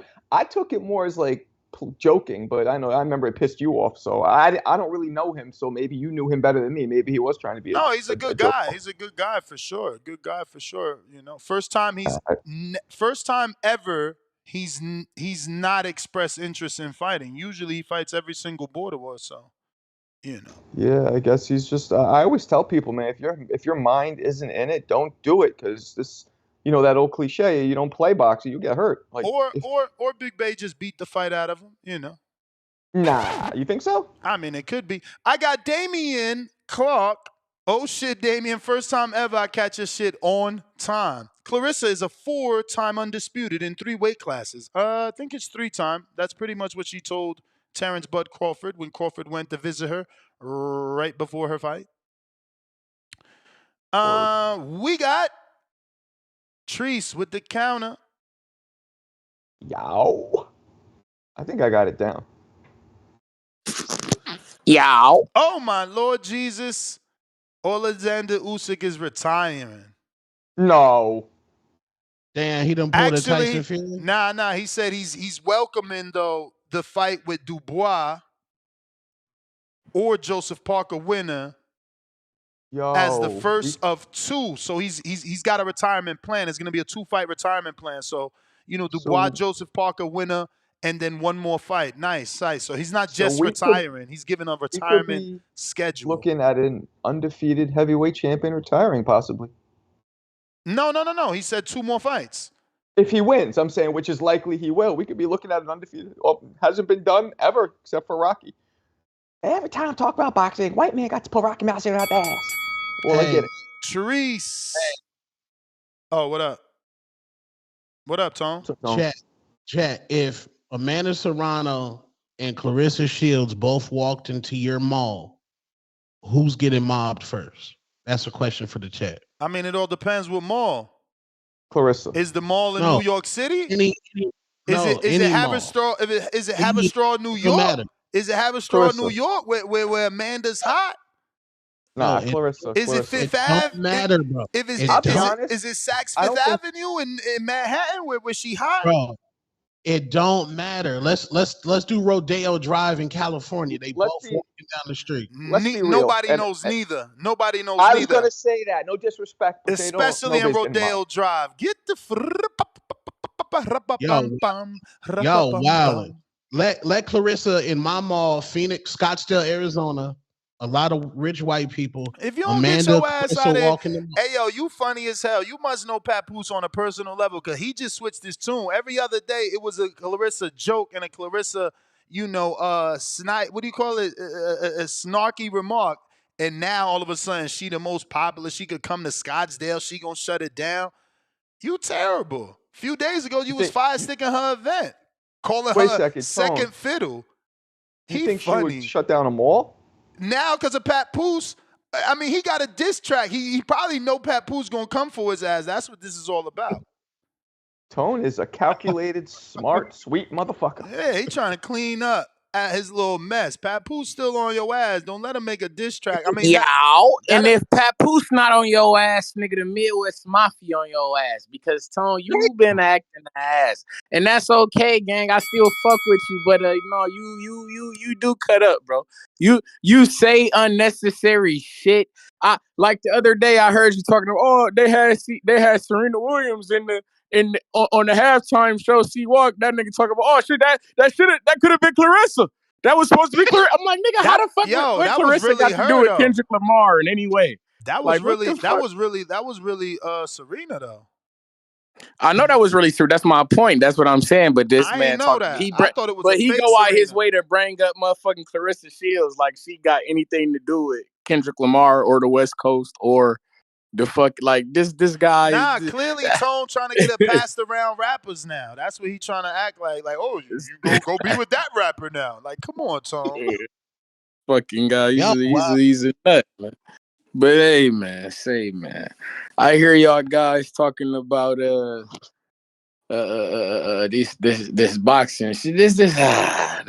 Tom, I ain't fuck it. We not getting off this Clarissa shit because you know me, man. Fuck that, Clarissa. You know you the best, man. Hey, Two-Tone, I know you like no other would love for Clarissa to end up in the ring with goddamn Remy Ma or some shit like that, fighting over Papoose. That's your ultimate dream, man. Like you want this shit. Remy can't fight. I mean, that'd be goofy. Of course, man. Listen, if Remy Ma was like, "Fuck it, I'm gonna go get 2 tune-ups," you feel me? And then next thing you know, she fighting Clarissa Shields. This motherfucker Two-Tone to go ape shit about it. He would love it. He would lose it. But he would lose it. He would fucking lose it. But on to Usyk though, retiring and shit though. With him in the 2 fights, do you think Chisora gonna get one of them fights, Ness? I hope not. Probably. He did fight Chisora. It was his worst heavyweight performance. Probably. And Chisora's a Turkey Al Sheik favorite. Probably. Little Bon Voyage fight. Probably. I mean, you can't write it off, man. Chisora somehow finds his way into these big fights. We got to do Bacoli and Dubois just because of the the body shot. I mean, if that man goes out like that and his last fight is Bacoli, Gangster. man, yeah, right? Whoa. Talk about Gangster. 180. I would be doing a 180. Like, if he fights Bacoli, Dubois Bacoli, first of all, Dubois Bacoli, that schedule in itself is insane. You fight Dubois Bacoli, he's officially changed the way I look at all Eastern Europeans. It's funny so damn when you say that must mean that you're not giving Baranchak no shot this goddamn weekend, huh? He's cooked in your eyes, huh? Keyshawn about to knock his shit loose, huh? I mean, I'm a Keyshawn fan, and Keyshawn said he's too little. He's too little. But He hey, is too little. But look, but like I like Baranchak and the fact that he's like don't bark. Why does he repeat that, yo? I don't get this, man. I love these. That must be the Ukrainian war cry. I love these Gennady Golovkin type of characters that they come up with these one-liners, but don't bark. Like, you calling my man Keyshawn a dog now? Saw the video though? Keyshawn looked like he pulled up to a middle school. Like, that's a huge size difference. Yeah, I mean, size don't win fights, and look at Pitbull. No, he's been able to be very successful with his little size. So, you know. Hey, real quick, and before I go, hey, Two-Tone, and Ness. I know y'all music guys, real quick. I know I got a question. My man's was talking about bringing back merchandise and things of this nature. He was like, I want you to think about, is there anything that you use these days that doesn't require your phone and shit like this, like everyday use? And then my man was saying like how vintage and vinyl records is making a comeback. Do you think CDs can make a comeback? Man, and I'm gonna slide on them. But shout out TBV bro. and shout out Toledo, Ohio. Let me know if CDs can come back and what's your favorite I don't want them to come back. I'm going to be real. I'm going to jump in and just say I was one of them dudes that had the big-ass Trapper Keeper that in the Trapper Keeper sleeve is like hell yeah, everybody had that. 4 CDs on each side. So that's too much, man. And then they get scraped. You got your little dirtbag friends. I don't got dirtbag friends no more, but you know your dirtbag friends always stole your hot CD. Nah. That's shout out to Apple, man. What's my man name? He died, but he was the owner. He invented Steve that. Jobs. The best creation in the world was the iPod. We needed to get rid of all that clutter and bullshit. I know somehow it messed up the game for rappers, but it also made them very popular. You know, it gave independence more of an opportunity. Am I wrong about that, Tone? Because now anybody could get on iTunes and have an opportunity to get rich. No. Well, that kind of hurt the game because now music used to be where when they start making the equipment affordable, that ruined the game. It was like a gift and a curse because now whack niggas can make music and they can be on the same platform as niggas that's good. But you know what it is, Tone? Yeah, Tell me if I'm but wrong. ain't that what separates you? That you good and he's not. But listen, tell me if I'm wrong, Tone. The difference now is this lets the people decide as opposed to a board of executives decide who gets put out. Now the people could decide, and if it's hot, they decide. You know, so it's not being controlled by a board of executives who, let's be honest, a lot of times aren't even music people themselves. Well, the artists, in that case, the artists are chasing an algorithm. Like the artist is not even making albums. Like, when's the last time y'all bumped an album? Yeah, we don't. Like artists used to go in the studio and make a body of work. That's why we love Jay-Z came out once a year because we're going to get a body of work. Now the artists are chasing the algorithm, which I think that is hurt. What does that hip-hop. mean? What does chasing algorithm mean in music? It means, okay, Joe Blow got 4 million views by making his dance song on TikTok. So Fat Joe going to say, I need to make a song like that. No, we don't like Fat Joe for making them songs. We like Fat Joe for making the songs that we've always came accustomed to. But I know Young Ma, right? Young Ma, she was one of the first ones to go just fully independent, and I mean it was the best. It was such a dope standard and precedent to set. No. Yeah, I would go further back, man. Straight independent. There's a lot of people, especially in Houston, that came out the trunk, but you know, as big as her. I mean, I don't know. I mean, whatever. But the point is, that's a great precedent. You're controlling, kind of like what you do, Nessa. What we do. Yeah. No, I'm with you. I'm with you. I think that it gave independence an opportunity where Tone sees maybe saturation and unfair advantage or unfair status, right? Because he's saying the real rappers now got to deal with these dudes that could afford the equipment and just put themselves on iTunes, but you still got to be good. Like, I still have to like your vibe in order to listen to your music, but I'll tell you simply from this angle why it's better for me. I probably, if we were still in the level of CDs, I would have never heard them dudes from Chicago, Jen Carter and all those, you know, I can't even remember what's the name of that music. What's it called? It ain't trap. What is that shit called that they do? But it's great for exercise. You know, you could work out to that shit. They talking about killing motherfuckers. What? Techno? Oh, drill music. Drill, yes. That is the best music to work out to. I would have never known that if I was still buying CDs, because what the fuck am I doing in the, looking at Chicago shit? You know, buying CDs kept you so local. But you said you had a Trapper Keeper full of CDs. Yeah. And you said your homies would steal your best CD. You valued that CD, right? So well, for sure. I mean, you got to think my era, we talking about fucking DMX, you know, albums and Jay-Z albums, like real rappers. $15. Yeah, you would go to Circus City, you go to your record store, $15. But now, how much do you value the songs that are on your phone? Because you can get them back any second.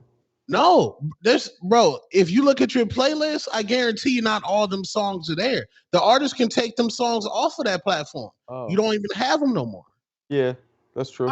With the CD, you right. You own the CD. You right about that. Jay-Z had a time where all his music was only on Tidal, but now he's seen that shit ain't working. His music is on Apple now. Everything now, yeah. Yeah. But I get what you're saying. I just think it's cheaper. You know, I was a dude with multiple Trapper Keepers, bro. Like, me and my wife was just talking about many years ago when I went to see her and they broke into my car and took my Trapper Keeper fucking Wow, CDs. I know you was hot. What? On fire. On Yeah, fire.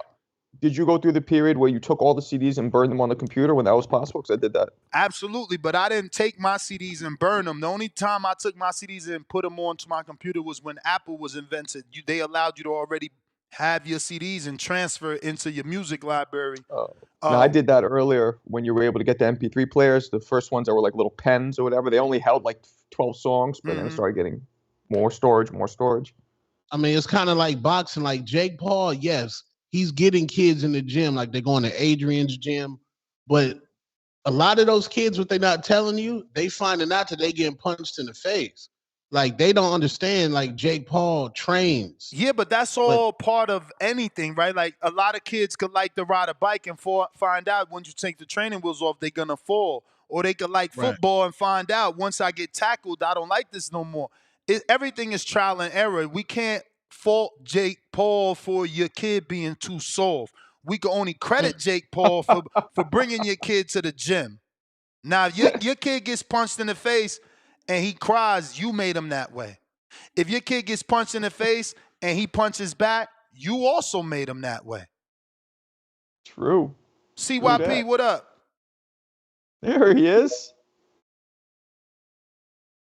There he is.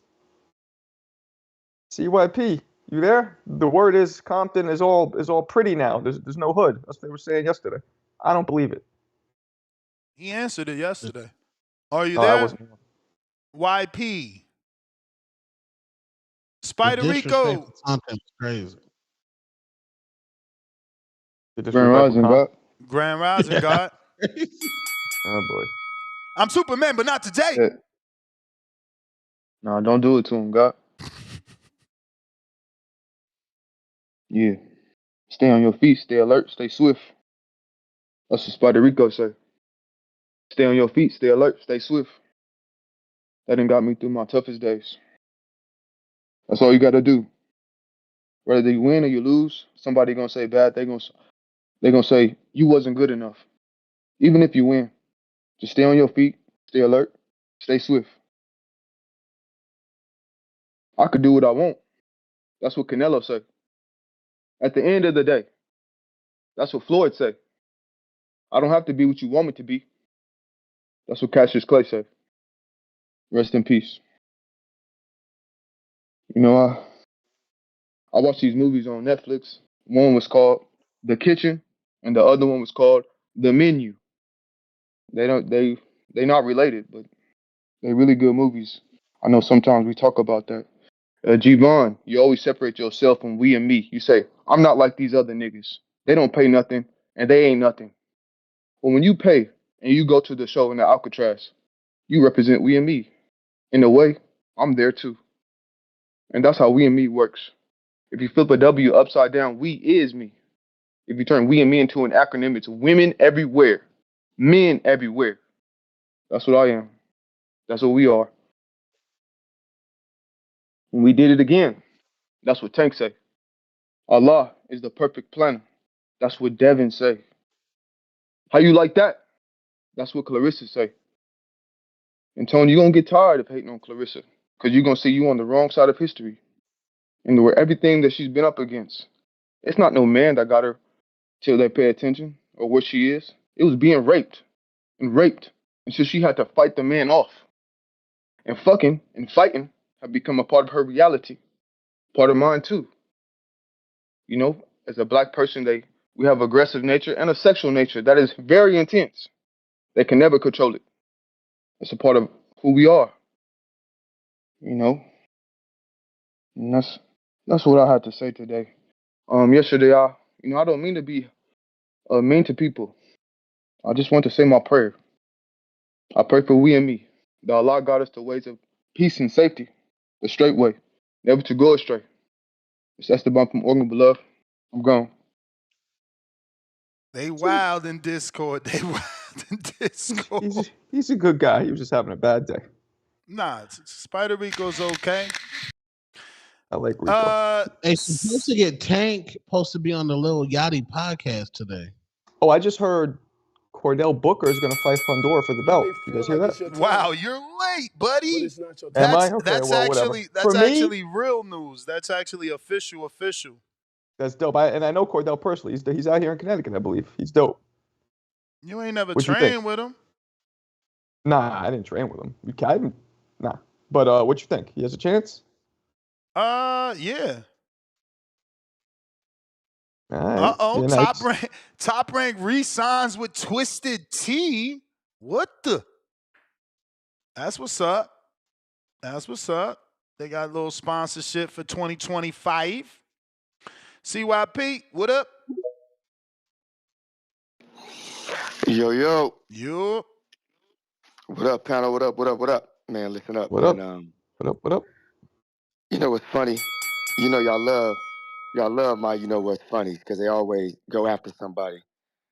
I remember when Canelo lost one belt and he about to get it back and they calling him two-time undisputed, right?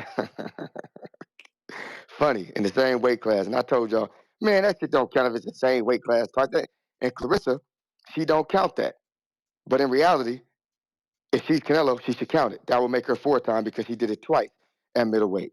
Thank you very much. But she don't count that, right? But let's go ahead and count it for her since we counted for Canelo if he do it again, right? Let's do that. Let's do that for Clarissa and call her 4-time undisputed and shit. Let's do that shit because she don't even count it. But let's count it since Canelo doing it now. Let's make it cool for everybody to do the shit. Man, we need to cut the dumb shit. And saying that Clarissa is not as popular as big as Amanda Serrano is like saying Wonder Woman is not as big as Batgirl because Batgirl is connected to Batman. Get the fuck out of here. And I'm from Los Angeles, California, Compton representative. You don't know my people. I know my people. As soon as both of them are walking down Rodeo, if anybody notices Clarissa, everybody will notice Clarissa. That's how it works. There be famous people walking around, nobody even recognize them. Then when somebody sees them, then boom, that's how it happens. Nobody will notice Amanda. They will notice Jake. See, we have to be honest about things. Jake Paul is bigger than Papoose, but Clarissa is bigger than Amanda. You can't have it both ways. You can't argue for Papoose being bigger than Jake, and you can't argue for Amanda being bigger than Clarissa. Let's leave that shit at the door. That's an argument you can't win nowhere, except for here when you have the panel and you can press the and you can mute a motherfucker or kick a nigga off the show. But in reality, that's dumb. That's dumb. What I want to do for the fans, I want to say this to y'all. Just because you have accolades, don't make you the best or the most popular. The most popular is just that. It's something that they have. They have this way of talking. They have this swag to them. It's just something about them. It don't matter. It's just something about them. And then they can have the accolades to go along with it all day. And Clarissa got both, but this ain't about them. This is about y'all being mad that certain fighters with accolades don't have more money or more fame than people without. It don't matter. I'm telling you right now, if you walk into a building, on one side the two niggas with accolades is fighting, and over there the two famous podcasters are fighting. Your bitch ass is going to see the podcasters fight. Sorry, niggas over there with the skill, we don't give a fuck. We're going over there to watch. That's why they're making more money because they selling more. Their fight is more valuable than yours because we seen your shit before. We haven't seen these two niggas fight before, but we seen you do your thing before. That's just how things work. The Dallas Cowboys haven't won in 30 years. They're the most valuable team in the goddamn world. The most valuable team in the world, and they haven't won. And lastly, if I go over, let me cook, I'll pay. Lastly, more facts for you. Kendrick Lamar's halftime show is now the #1 viewed halftime show in history. Now, for some of you fucking idiots who said people turned off, the Super Bowl had 126 million. His halftime show had 133 million, almost 134. So stop lying to yourself because you make a fool of yourself. These stats and facts do not change. They added up numbers before Kendrick even performed. They already had numbers already there.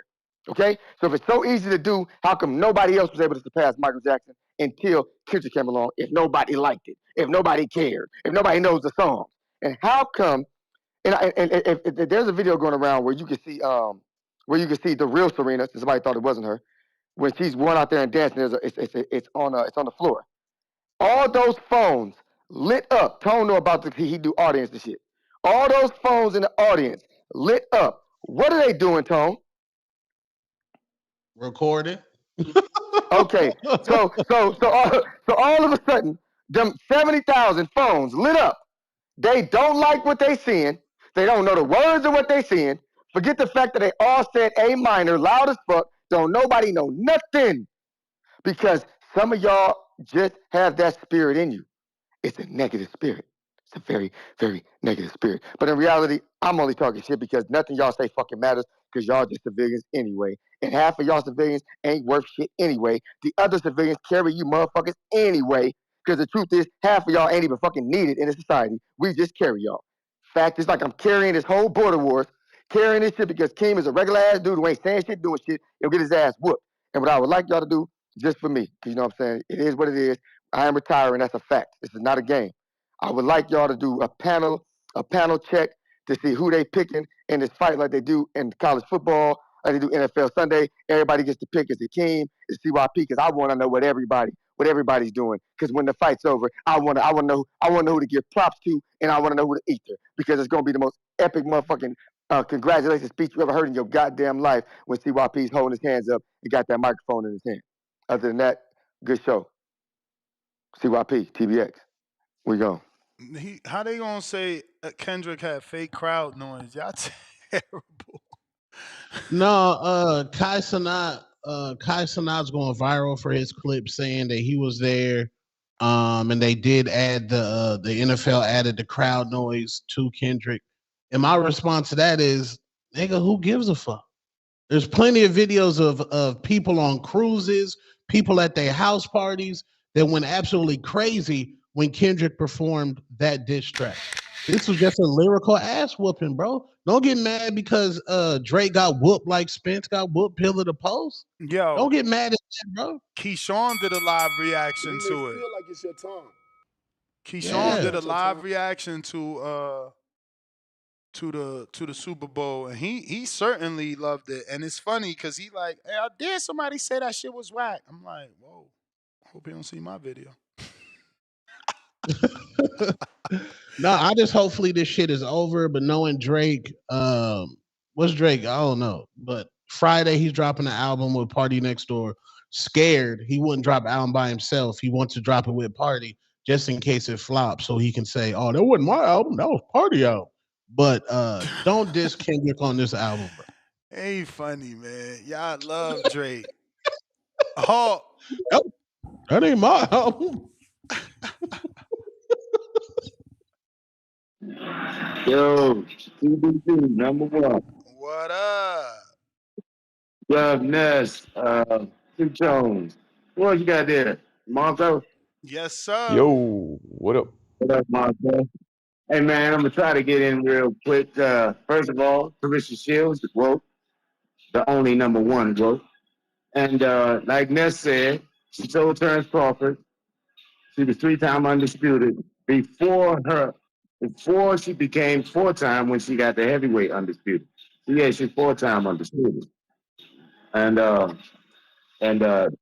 two-tone. This ain't no real shot, so don't get offended. You my man. But when did we start introducing fighters? We're gonna rewind to when two-tone first came on the show. When did we start introducing fighters as undefeated with a reason? Teofimo undefeated in lineal fights. How you introduce him? Oh shit, that was wild. So Canelo Alvarez is undefeated other than Floyd and Bivol. So when we introduce him, we gotta say other than Bivol, the undefeated Canelo Alvarez. Okay, I got it. That was slipped in real nice there, too, Tom. But you the guy. Damn, I wanted to ask you, okay, they fighting in Alcatraz. That's a done deal? No, man, not yet. The latest rumor from Ring Magazine, though. Okay. Like I said, I know Two Tone, I know that's your guy, but man, Tio always about to fight somebody, always about to do something, and nothing comes through, bro. So I hope it comes through, and I hope he do it, bro, and I hope he actually win his next fight and look good doing it. So Yeah, I ain't got nothing bad to say about Tio, but he's not undefeated, bro. He's not undefeated. And the GOAT is 4-time undisputed. Like my man Ness said. She told Terrence Crawford before she became 4-time undisputed that she's 3-time. Yeah, no offense to Amanda. She's a champion and a star, but she's no Clarissa. Clarissa's the GOAT. But peace, TBV is number one. Hawk, you the man. We got Pristine Sports Network, $2. Two-tone called Wingstop. The employee knew Clarissa. That's facts. I called Wingstop on my live stream. That ain't fair. And You called Wingstop in Michigan. Get the fuck out of here. No, You I called did. it in Michigan? No, I called it out here, and I was like, man, I'm about to get this joke off, and then the nigga at the Wingstop start cooking me.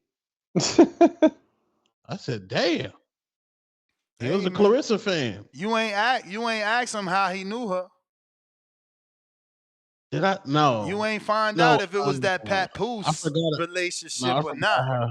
This was before Pat Poose too. Oh That's what I'm shit! saying. If Clarissa walk in that mall, Marco in Connecticut, where you from? No, Connecticut. Who gonna shut down your mall? Amanda Serrano or Clarissa Shields? Neither. Damn. He said neither. All jokes aside, I'm not trying to disrespect anybody, but they will walk freely around that mall. They got space in there. They'll have a lot of space. They'll be able to look at whatever they want. Nah, nobody's shutting down a mall. Like, she might get recognized, here or there, but Clarissa's not at that level. In boxing, that's a different story. She goes to a boxing event, everybody's swarming around her. Just like me. When I go to boxing, I get recognized a little bit, not like her. But if I'm out in the street, nobody's like, "Oh, are you the guy that does videos?" No. Boxing's like a niche. I've had a couple you funny people as hell. That was funny. But it's rare. So yeah. What about fashion show in Vegas, Ness? Fashion show on the Strip. Who's shutting down fashion show? Clarissa or Amanda in Vegas? Shutting down fashion show out here. I'm gonna say Clarissa. She's more in tune with the culture, right? There is only 4 boxers who can shut down anything right now that are active. I believe. I really do. Tank. What? Active. Tank, Canelo, Ryan, Jake Paul, and then possibly Usyk, depending where you're at. But he's not that recognizable in America. Am I wrong? Who else could shut down? Who else would have a whole mall? AJ shutting down any mall not in America. Not in America, man. You kidding me? Nah. You know how many? When I went to fashion show in Vegas, you see how many ads AJ got in that mall? I'm telling you, Tone, not in America.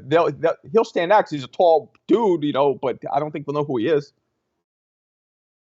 Deontay Wilder still shuts down a mall. Nah, he's not shutting down a mall.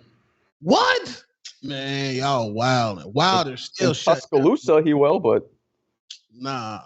Let Wilder come to Phoenix. He's shutting it down. Canelo most definitely shutting it down. Canelo, Jake, Ryan, Tank. Devin Haney shutting down the mall. Y'all think Devin Haney? Man. You know what the problem is, Tone? See, and maybe we're on a different page. Shutting down mall is like Michael Jackson status, or really well-known actors or athletes. Those people shut down malls. Difference between shutting down and having some people circle you. You know what I mean? Well, that's what I'm saying. Like, Devin Haney cannot walk from one end to the other end of a mall without getting security. Like, hold on, man, back up. I don't know about that. What do you think, Ness? I'm not sure that's accurate, depending where he's at. Yeah, I mean, I think Devin can shut a mall. I don't know about shut down. Shut down is a big phrase for any boxer. Big word, yeah. Shut down is tough, man. Shut down is tough even for Tank to shut down. Yeah, that's tough. Yeah, Devin was walking around that fair freely before he snuffed that kid. There wasn't tons of people around him. What you talking about? He had air and space. And it was a children's fair. Well, the fair different. I don't know if Canelo can shut down the fair. He went to the fair. He went to the fair and he shot somebody to the fair one. That's all. Y'all punks just don't know about that. Oh no, I don't. I just saw the video, but okay. Hating on my mans and shit. Damn. He out here tapping dudes on the chin. You say the wrong thing. I know that. I don't know, man. Devin did shoot that. Was it left? That was ready to knock that dude out, bro. But he like jumped over somebody else and shot at him. All right, Marco. That's why you better be careful, man. Better be careful. Why are you getting mad? Is that what happened? Nah, man, that ain't what happened, man. That dude said the wrong thing and he got chin check. Simple. I mean, yeah, I did hear he said the N-word, and of course, if he said that, he deserved every second of it. He didn't want to knock that dude down. He don't want to change the betting line. He want all of y'all to keep thinking what y'all thinking. Now he followed through with that punch fully, and he wasn't looking. He wasn't looking for the knockout. He wasn't looking for the knockout. Trees counter. Oh, Yow. Yo. What up, though? What up, though? Hey, man. Say, man. Hey, Marco. Hey. What's up? What the fuck wrong with you, man? Hey, man. What the fuck wrong with you, man? Did I just hear your silly ass try to compare yourself to Clarissa? I know you didn't try to do that. Like you and Clarissa are in the same vein in your profession. I thought you tried to make it seem like you are in the same vein as Clarissa in your profession, of which that she is in her profession. Boxing fans, it's a small community compared to like the rest of the sports, and you know that's all I meant. So we're gonna be. Okay. Yeah. I just had to call in and clarify because we know that Clarissa is the motherfucking best. You understand me? And you just no offense, but you can't even get a credential to the motherfucking Keyshawn Davis and Baranchek fight. No offense. But I'm just saying that my fighter is the best in what she does. You feel me? She's in the upper echelon of her profession. You see me? That's all. I just wanted to call in and clarify that type of shit. You see me? Because I thought that you was trying to say that if you step in the same room with Clarissa, that a motherfucker gonna swarm you before they swarm Clarissa or some shit like that. No. And all I wanted to say was that Clarissa around, if she go anywhere, Atlanta, because shout out to her, she bought a beautiful home around that bitch. And if she decides to go to motherfucking Lennox, or if she decides to go to motherfucking I can't even think right. Oh, Cumberland Mall. Shout out to Cumberland because they always have what I'm looking for in that bitch. Shout out Cumberland. You feel me? If she decides to go there, Clarissa can shut the motherfucking mall down. And if she decides to come, you feel me, up here to Detroit, and she decides to go what does shut down mean to you, bro? Shut down means to me like back in the day, you remember like imagine all right, so to me shut down mean like why don't you do us a better favor and give us a previous event she shut down? No, I'm not going I can't. Well, she was just at a mall. Shout out to her and Gail Perkins when they was at the mall and they had their weigh in. That was shut down. No. But excuse me. But what I do want to mention, excuse me. What I do want to say is when I think of shut down the mall, I think of like instead of the Santa Claus that's in the middle of the mall and all the kids swarming around, I think of that being like a boxer. If Clarissa Shields was at your local mall and they set up a stand like she was Santa Claus or something like that, it would be kids or young women or young girls sitting on her lap, you feel me, experiencing their dreams and saying, I aspire to be you when I grow up, Miss Shields. You feel me? You have set a wonderful example for me in my city, Miss Shields. But shout out TBV and shout out Toledo, Ohio, and shout out Clarissa Shields. Cappy, man.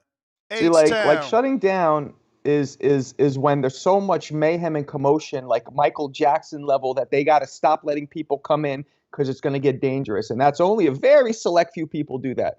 Not very select, but you know what I'm saying? And most boxers can't do that. And that's just a fact, unfortunately. Yo, can you hear me? We hear you. H-Town, baby. Man, ain't nobody shutting no goddamn mall down except Canelo and probably Tank. That's about That's it. what I said. Everybody ain't shutting crap. Hey, Jay-Z don't even shut them all down when it came to Houston.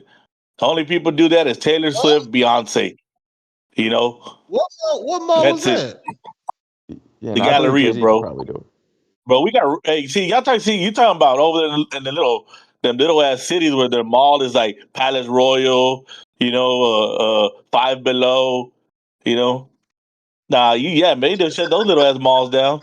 But man, they shut it. Nah, You know, nah, you ain't gonna do us like that with the five below strip mall. No, we got real you know, shit. Gucci, Louis, yeah, everything. get out of here, yeah. I got some sports check and whatever bullshit's out there.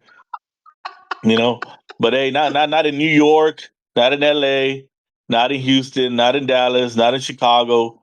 They ain't shutting no damn malls down. Boxing ain't what it used to be, man. Floyd is probably other than Canelo and Tank, Floyd's the last male boxer that'll shut them all down across America. That's it, man. It is what it is. The sport's not where it used to be, and hell, not even his UFC fighter shut a damn mall down. You know, maybe Dana White, the owner. You know, it just isn't what it used to be, and we got basketball players walking around the goddamn gallery all the time, and nobody gives a shit. You know, Damn. I done got drunk with Ludacris at a regular ass club, and nobody gave a damn. Ain't nobody was fucking like Ludacris. Nobody gave a crap. I mean, maybe because Houston's a city about money and hustlers. You know what I mean? So I guess it's different down here. You know? Oh, and y'all talking about independent artists. Man, how you gonna forget about Master P and Tech Nine, bro? Y'all tripping. You know? They're the That kings of the is true, independent. Master P. You right. You right. Make him Yeah, say, y'all tripping. Yeah, that's what I love about the East and West Coast. They think they did it first. You know, they forget about those little old South people down here that been grinding forever.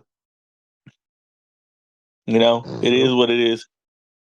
But yeah, man, it just these I guess if you go to a certain demographic of town, you might shut it down. But man, you ain't shutting it down in the major cities. It is what it is. I'm out. True. True. Do y'all go to Tony Fitt's Instagram page? Who? Tony Fitt. Nah, If I man. knew Who who that that? was, I would go. Oh, that's an ex-boyfriend. Yeah. Damn, you stalking out here? Oh No, shit. You no, following an anytime ex? like You Clarissa following an goes ex viral, I now? just go check the page. My man Have you checking ever the talked to Clarissa ex. Tone? Is she ever like you ever messaged with her or anything? Yeah, she told him Nah, to eat the just box. disrespect. She what? She told him to eat the Yeah, box. yeah, Oh shit. You may feel Well, like yeah. it's your that's time, good. No. but it's not your time. Bring it all. Oh, bring it all. That's good. Hey yo, O said Ness, you eat edibles. I'm putting together a little goodie bag. My man, bring it all, man. Bring it all, man. You fuck with I edibles, Ness? edibles, drinkables, smokables, all Let me that ask you a shit. question. That's a gang Edibles to the crack. do edibles hit you the same way as smoking does? Hell no, edibles will lay your ass down. That's the shit you got to be careful with. Cause That's all I've ever done. it's not instant. You know, smoking gets into your stream 2 minutes later. That edible could hit you 2 hours later. You ready to jump off a bridge, bitch. You gotta be careful. That's the thing you gotta be careful about for real. I don't really rock with edibles like that because I get desperate. It's like I ate an edible. I'm waiting to get high. I'm not high, so I light up. Now, Yup. now I'm high, and then that edible kicks in. Now you super high. Yeah. It's not. It's not good. It's not good. Nah, I don't fuck with edibles. I mean, I've tried them, but too strong. Yeah, nah. They be. Why do the edible? You could just do a mushroom chocolate. Whoa. I've done. Let me tell you something. I feel like mushrooms and weed have a similar effect. Mushrooms are just not as I strong. never What you did it. think? I never did the mushroom thing What you think, Tom? or the pill thing. Never did the Nah, pill thing. mushrooms, like, bro, like the wall just starts dripping. Like, I've Nah, never been see? high, then the See, no, I wall don't just want to be start dripping. involved in that. That sound weird. The walls dripping. What the No, hell? it does. It starts. Yeah, I know what he's saying. Shit starts swirling. Yeah. That's crazy. And you get into like a real giggly fucking. The first shit you start laughing at everything. Yeah, yeah.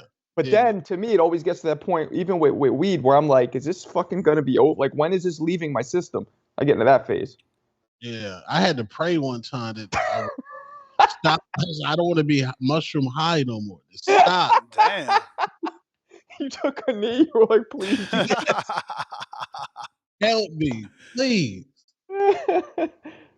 I was high with weed. I've been high with weed for 24 hours. When I was young, and these kids are baking up way too much. We're making our own weed butter. It was. You You nasty, wake up. Malcolm. You a drug addict doing Xannies. You look like that kid. What was that little white kid that sang? Xannies? Who said Xannies? Malcolm. Oh, I thought you said me. I'm like, I don't do no damn Xannies. What was that kid, Tone, that sang that song? Under the moonlight. Lil Xan? Yeah, Lil Xan, that's Malcolm right there. Nasty, doing Xanax. he's Ew. 2 years sober. He's 2 years sober. Salute Lil Xan, man. He's 2 years sober. Fat Did y'all see $10. Kodak Black? Who? Kodak Black on the street eating chicken? Yeah, that was real. I seen Kanye was trying to save him too. I didn't know that was real. I thought that was like, content, because his man sat down next to him too with a camera. Yeah, he was off them blues, man. These dudes Fit out now. here, slamming them pills, losing their mind. Big 88, $10. Amanda is a superstar. No one can argue that. When the hate don't work, they start telling lies. Dude said Amanda got beat up. What fight did he watch? Another thing, 70 million views isn't easy to come by. Word. Don't try hate. Casual 2-pounder. Speak for yourself, man. AJ Fury shutting down UK. UK, yes. Yeah, UK, yes. But is they shutting down America? Wait, y'all pick and choose who to give the 70 views to. Like, remember, Amanda has lost twice to Katie Taylor. Yeah. Don't, because but arguably. No, but they give Tank the credit for the Ryan million pay-per-views, right? Because he won the fight. Why ain't y'all giving Katie Taylor the credit for the 70 million views? I'm confused. Wait, the one that was on the Jake Paul undercard? Yeah, I mean, it's really Jake Paul and Tyson. That's why, because it was Jake Paul, Tyson. Hey, my man tagging me on some serious Clarissa comic, like, what is that comic strip hate? Like, dude made a little comic strip of Clarissa. Like What? the Sunday Funnies. You never seen that? Yeah. Like illustration? Yeah. Oh shit. Man, I gotta mend the Clarissa TBV beef. I'm gonna try and do that with her. Yo, look at this. They wild, bro. I'm not even gonna read these. Y'all find them yourself. I'm not, cause I don't want her saying I did that. They funny Marco, though. you should have did a video on the Perkins. You should have. Clarissa would have liked that. Nah, she talked about that with it. I mean, the comic book talked about that one. Talking about my next opponent is a personal trainer who's 5-0. Yeah, the problem was the fight was like it was such a huge discrepancy in skill, but that knockdown was nasty. She bobbleheaded her whole shit around. You'll get views for the late reaction knockdown too. That shit looked crazy the way she just went down out of nowhere. That like was she she tripped over the ref, but like I said, it looked like she got hit with a tribal tranquilizer dart. Like it looked like she fainted. Counter at the end was fire too. Yeah, maybe I should. Maybe I will do. That's right, and I know she'll repost it. It's a good point. And you should do Justin Paldo, who was just on this show on Monday. He had an amazing pro box performance. He fought a former champ. And that video with your narration will go crazy. Justin Paldo versus who? Oh, he ain't watched that. That's a pro box fight, but that's definitely an amazing fight. That's an amazing fight. He did his thing. If it's a good fight, it's a good fight. I just did one on do you guys remember the old one with the dude who dislocated his arm? What's his name? The guy who Tyson fought, who beat Mike Tyson. Danny Williams. He dislocated his arm in a fight. This is years ago in England, and he ended up winning with one arm. It was fucking wild. I got Ty on the line, guys. Let me get this caller with the background. Ty, what up? What up? That's my first time caller. You the man. Midwest Mafia. I've been around about 3-4 years. First time caller because Marcos triggered me. Marcos, he always come on his talking out the side of his neck. First off, he was talking about Floyd was broke with no proof. Then Nate Robinson having sparred. We got video of sparring. Now he talking about Devin Haney. Devin Haney connected hook at the fair. Nigga, where's your box wreck at? Where's your box rec? He always talking. That's all I want to say, Kiss man. my ass. Shout out How about that? to the community. That guy could kiss my Hey ass. How about yo, that? you gotta get that. Yo, I got her number if you want it. Let me make sure I still got it. Who are you talking to? You, bro. What else? Whose number? Why this What dude you keep talking about? calling me, bro? You don't get it. Boxrec, bro, the owner. Yeah, I reached out to them. Yeah, but do you They have? told me that they go, well, New York State Athletic Commission has to send the stuff, and they said hit up New York State Athletic Commission. So I did, and they just never responded. I'm sharing the number, man. Do Okay. your thing, man. Do your thing, all right? Yeah, I'll hit her up. Get that shit done, bro. But you know, I got video footage, so I don't really give a fuck about a boxer. I mean, maybe you can use that same video to, present your case. It's like, look at those. Well, what? So they're gonna put my one sanctioned fight on BoxRec? Who the fuck cares? You But do. yeah, I'll You hit her do. up. No, I really don't You care. do, If I and didn't your have video audience. footage, Your then audience I get it. does. Obviously, your audience does. If I didn't have video footage, then I get it. But it's just ridiculous to even for this caller, for example, who's a doofus. Like, there's video footage of my fight. Why are you even bringing that up for? It's so stupid. Because But whatever. BoxRec makes it official. You know how it goes. I know, but I'm just saying, it's ridiculous. We got time for some more callers if you guys want to call in. I ain't got nobody coming crazy at Marcos. I got LR9 Vlogs, $20. Time to drop a bomb for the dub. I told Marco Benavidez wanted to fight Zurdo. Instead of looking for undisputed, everything's coming to light. Salute. That's my man, Vlogs. What up? Good dude. Yeah, I mean, Benavidez told me how long ago, man? It's crazy. And I literally have that video pinned. Oh, you can't see it. Every time I talk about this, I realize you can't see it while I'm live because my YouTube channel shows you whatever live video I'm doing.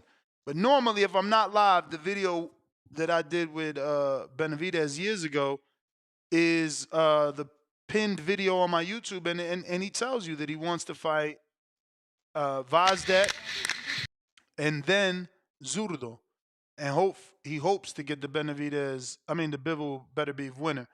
Looks like that's all the callers though. Nest GTO, You may feel like it's your time, Instagram, and Twitter. but it's Catch not me your on the time. next one, 4 o'clock Pacific Standard Time, 7 o'clock Eastern. We're gonna have David Garcia, newly signed, youngest fighter that ever is allowed to fight in Philadelphia. Will be fighting in Philadelphia. He's from Arizona. How old? I think he's 15 right now or 16. You could. I thought you have to be 17. Hey, that's why he's gonna be the youngest ever. And he's also signed to Danny Garcia, Danny Swift Promotions. So they'll both be on the show this morning. And tomorrow we're going to be having a special guest, Rod Deluxe. He's a former boxer turned rapper, used to train with Calvin Ford, 7 years of sparring in that Upton gym, and has a story to tell. Been listening to the show for years, so we're going to get him on for a feature as well. And we got plenty of interviews scheduled. So if you're a member, you have the ability to ask our guests a question. So you can head on over to the community page, go to the David Garcia post, and drop a question for David, which we'll be interviewing this afternoon. Danny will also be there, but we're not going to have a post for Danny as we don't want you to put any boxer questions. He's a promoter now, and he wants to just promote. Nest GTO, Instagram, and Twitter. Fellas, where can they find you? Marco Boxing, YouTube, Instagram. I'm about to, Tone, jump on my live. I'm gonna go live in a little bit. Find me there. All right, Two-Tone the Superstar on YouTube and IG. Road to 10,000, both platforms. Road to 10,000. Yiddy. Let's go. Congrats on the 1 million views, Tone. I seen it. Keep rocking. Keep grinding. Oh, yeah. We out. Oh, nice.